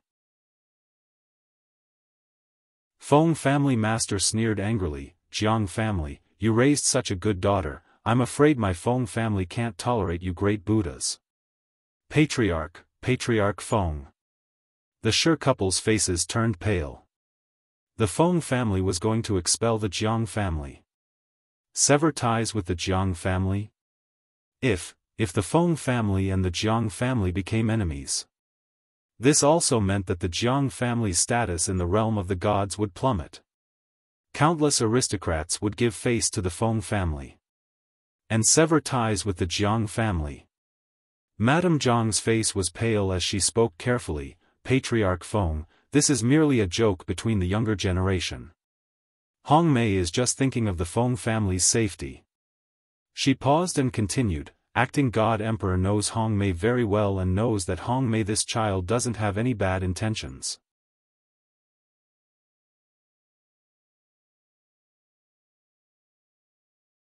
Chapter 48-37. Madame Jiang deliberately mentioned Feng Liqiong. She hoped that Patriarch Feng would calm down for Feng Liqiong's sake. But Madame Jiang didn't know what happened to the Feng family. She didn't know that Patriarch Feng was still angry with Feng Liqiong. Mentioning Feng Liqiong, that further ignited his anger. He opened his mouth and was about to fly into a rage. A pair of white Nen's tender and soft hand pressed his arm. The young girl raised her head, her facial features were enchanting and charming. But that pair of eyes were clear and clean. That smile was also the old man's favorite pure young girl smile. It was like a warm breeze caressing the old man's face, easily soothing the anger in his heart. "Grandfather, such a small matter, it's not enough to make you so angry." Yiqing Luo smiled softly. "Don't get angry, I will be worried." The young girl's gentle words. Just a few simple words. This calmed down the furious old man's expression. Yiqing Luo smiled as she rubbed his arm. "Leave this matter to me to handle." "All right, no matter what you want to do, grandfather will support you." Patriarch Feng's words unconsciously told everyone that he doted on Yiqing Luo. And Yiqing Luo's position in the Feng family. Yiqing Luo curved her charming eyes. "Grandfather is the best." Softly acting coquettishly. Made the old man smile. The displeasure he felt just now was completely gone. Yiqing Luo coaxed grandfather, then raised her eyes, narrow and charming eyes, looked at Hong Mei who was lying on the ground. Madame Jiang saw that the matter was handed over to a young girl like Yiqing Luo to handle. That was compared to Patriarch Feng, that kind of stubborn old man. It was much easier to deal with. Madame Jiang put on a kind smile, went forward and smiled at Yiqing Luo. Miss Feng, Hong Mei is just joking with you. Miss Feng is so beautiful, I think you must be a kind woman. Today is a banquet specially arranged for you, you don't want your reunion banquet to be ruined by such a small matter. I will let Hong Mei apologize to you, and you will forgive Hong Mei, everyone will be happy, how about that? Madame Jiang thinks I am easy to bully? The young girl ignored Madame Jiang's smiling face. Her voice was clear and cold. The girl's enchanting eyebrows arched upwards, looking very noble and elegant. She curled her lips and smiled casually. Joking? Madame Jiang likes to joke around so much. Why don't our Feng family play a few more with you? Who does Hong Mei think she is? You want me to forgive you just because you apologized to me? It was just a few short sentences. He was born with nobility and disdain. It was emanating from his bones. It was also completely untouched. The nobles didn't have any face at all. Jiang the Shi couple's faces were as black as the bottom of a pot. At this moment, suddenly, a voice came from the other end of the banquet avenue. Is this the atmosphere of the reunion banquet? There was a hint of ridicule in that voice. Soon after, everyone saw a dark blue embroidered robe with an enormous dragon on it, baring its fangs and brandishing its claws, making that person look handsome and dignified. With one hand behind his back, he walked calmly. When they entered the banquet, all the guests stood up. Acting Divine Emperor. Who would have thought that the acting God Emperor would come personally? It seemed that the Feng family really cared about this little princess. Everyone was excited. Why is he here? Feng family's patriarch frowned, looking at Feng Liqiong striding towards them, he lowered his voice. Little Luo, it's you? Feng Liqiong was poisoned by Yiqing Luo. She had been lying on the bed, unable to move.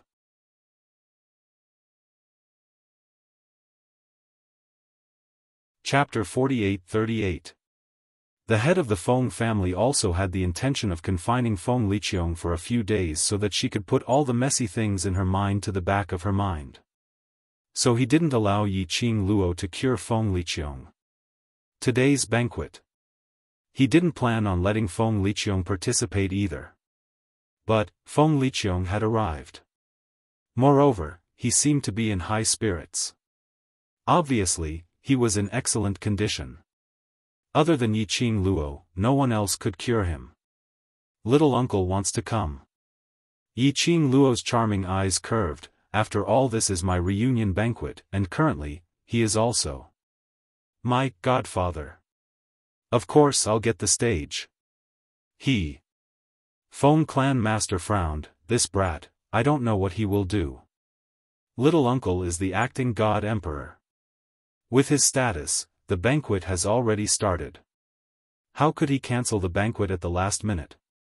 Yiqing Luo wasn't worried that Feng Liqiong would do that, to youngest uncle, protecting the Feng family and protecting God Emperor's reputation is the most important thing for him. Therefore, even if he really wanted the so-called treasures of the Feng family, he had been suppressing the restlessness in his heart. He was only secretly searching for the Feng family's treasures in a way that would not harm the Feng family. Feng family lord glanced at Feng Liqiong and snorted a few times, you're too soft-hearted, if that bastard does anything to embarrass you later, don't blame me for not giving face to his acting Shenhuang. His words were full of disdain. But the old man was obviously very happy.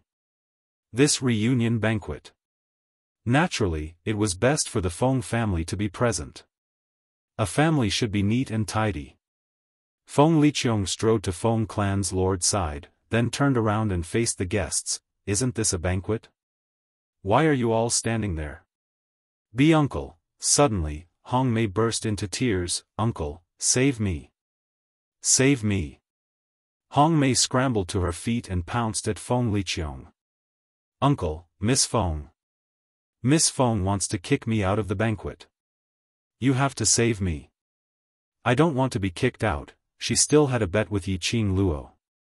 If he was really chased out. How could she have the face to live in this world? A figure suddenly appeared and knelt in front of Feng Liqiong. The Jiang couple were frightened out of their wits. When he saw Feng Liqiong's gaze shift to Hong Mei, he was startled. Madame Jiang had to grit her teeth and took the lead to take control of the sovereignty, acting Shenhuang. Hong Mei is just thinking for the safety of the Feng family. There is no malice. There is no need to make the younger generations play so stiff. Hong Mei sobbed and pinned all her hopes on Feng Liqiong. Uncle, Mei knows she was wrong. Mei won't mess around again. Uncle, please forgive Mei this time. Feng Liqiong's eyes widened. Feng Liqiong's brows creased slightly as she lowered her head to look at the young lady by her feet, and then glanced sideways at Yiqing Luo. As though he wanted to see what Yiqing Luo's attitude was. Yiqing Luo knew what Feng Liqiong meant. Although Feng Liqiong would not do anything to tarnish the reputation of the Divine Emperor and the Feng family. But that didn't mean he wouldn't deliberately target her. After all, for her. Feng Liqiong still felt uncomfortable. No matter what she showed. Feng Liqiong would protect Hong Mei. Yiqing Luo simply curled her pink lips and smiled sweetly. I didn't expect Miss Hong Mei to be godfather's niece. In this way, you can be considered as my cousin. When she said the words, godfather and cousin. The young lady deliberately emphasized the tone of her words, revealing some meaningful ridicule.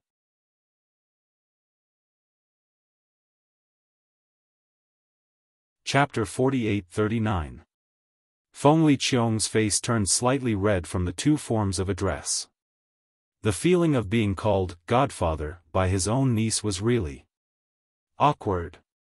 Especially when he heard his own niece mentioning another niece in a mocking tone. He almost couldn't hold back and wanted to explain. But after meeting the young lady's slightly teasing long narrow eyes, Feng Liqiong still suppressed this impulse. Immediately after, he heard Yiqing Luo's extremely generous voice leisurely. In addition, cousin Hong Mei is one of the flowers in the Flower King's backyard. He didn't know if the young lady did it on purpose. She intentionally mentioned one of the Flower Kings in the backyard. Full of sarcasm. However, the young girl was full of smiles, like a blooming flower, bright and beautiful. There was no fault to be found. After all, I am beautiful and kind-hearted, so I won't haggle with cousin Hong Mei. Yiqing Luo touched her own face. Where is she? Stay and attend my family reunion banquet. The meaning of her words was to let the Jiang family's aristocrats off. He was obviously humiliated in front of everyone with a smile on his face and politely. Hong Mei was forced by her own parents to bow and thank them. He was extremely lowly. Hong Mei was so angry that her face was twisted. However, he still avoided giving thanks and apologies that were as humble as dust. Yiqing Luo waved her hand in a lofty manner. It's all right, I hope cousin Hong Mei can open her eyes and use her brain. Immediately after, her charming eyes turned to Feng Liqiong. Is godfather satisfied with the way I handled it? Feng Liqiong's face darkened. His face was cold and his eyes were icy cold, but the words he spoke were warm, which didn't match his expression. Yiqing Luo is now the Feng family's miss. No matter what you do, you have your own judgment. Godfather will not obstruct you, do whatever you want to do. That sentence was telling Yiqing Luo. She could deal with the Jiang family's aristocrats however she wanted. He wouldn't interfere. She didn't need to give him face. But, was Feng Liqiong really so kind? Yiqing Luo didn't believe it. That rotten old man of his is very bad. Who knew what game he was playing? In any case, it was right not to listen. Feng Liqiong's words caused Hong Mei, who had been kneeling on the ground, to go limp. The Jiang couple were so frightened that they almost knelt down. If the acting god emperor didn't care about them, their Jiang family would really be destroyed in a day. But fortunately, Yiqing Luo didn't change her mind because of Feng Liqiong's words. She only curved her pink lips into a peerlessly beautiful smile. Then it's decided. Mr. and Mrs. Jiang were right about one thing. Grandpa cares a lot about the reunion party. There's no need to affect Grandpa's and my mood for the unimportant people and trivia. She took Master Feng's arm and smiled at him intimately. Grandpa, am I right? Little Luo is right. Whatever little Luo says is right.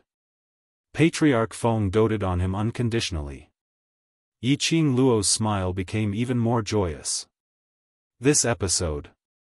And so, the curtains fell. Feng clan master glanced at the Jiang clan's aristocrats and waved his hand.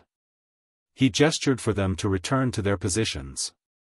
Hong Mei was almost lifted up and brought towards the direction of the Jiang clan's aristocrats. Those women who had followed Hong Mei and acted as her accomplices were also taken back by their respective families. Ji Wuhua's side was instantly deserted by half. Ji Wuhua leaned lazily on Feng Zhangqing's shoulder as he gave a devilish smile. TSK, this little witty girl, I really like her more and more.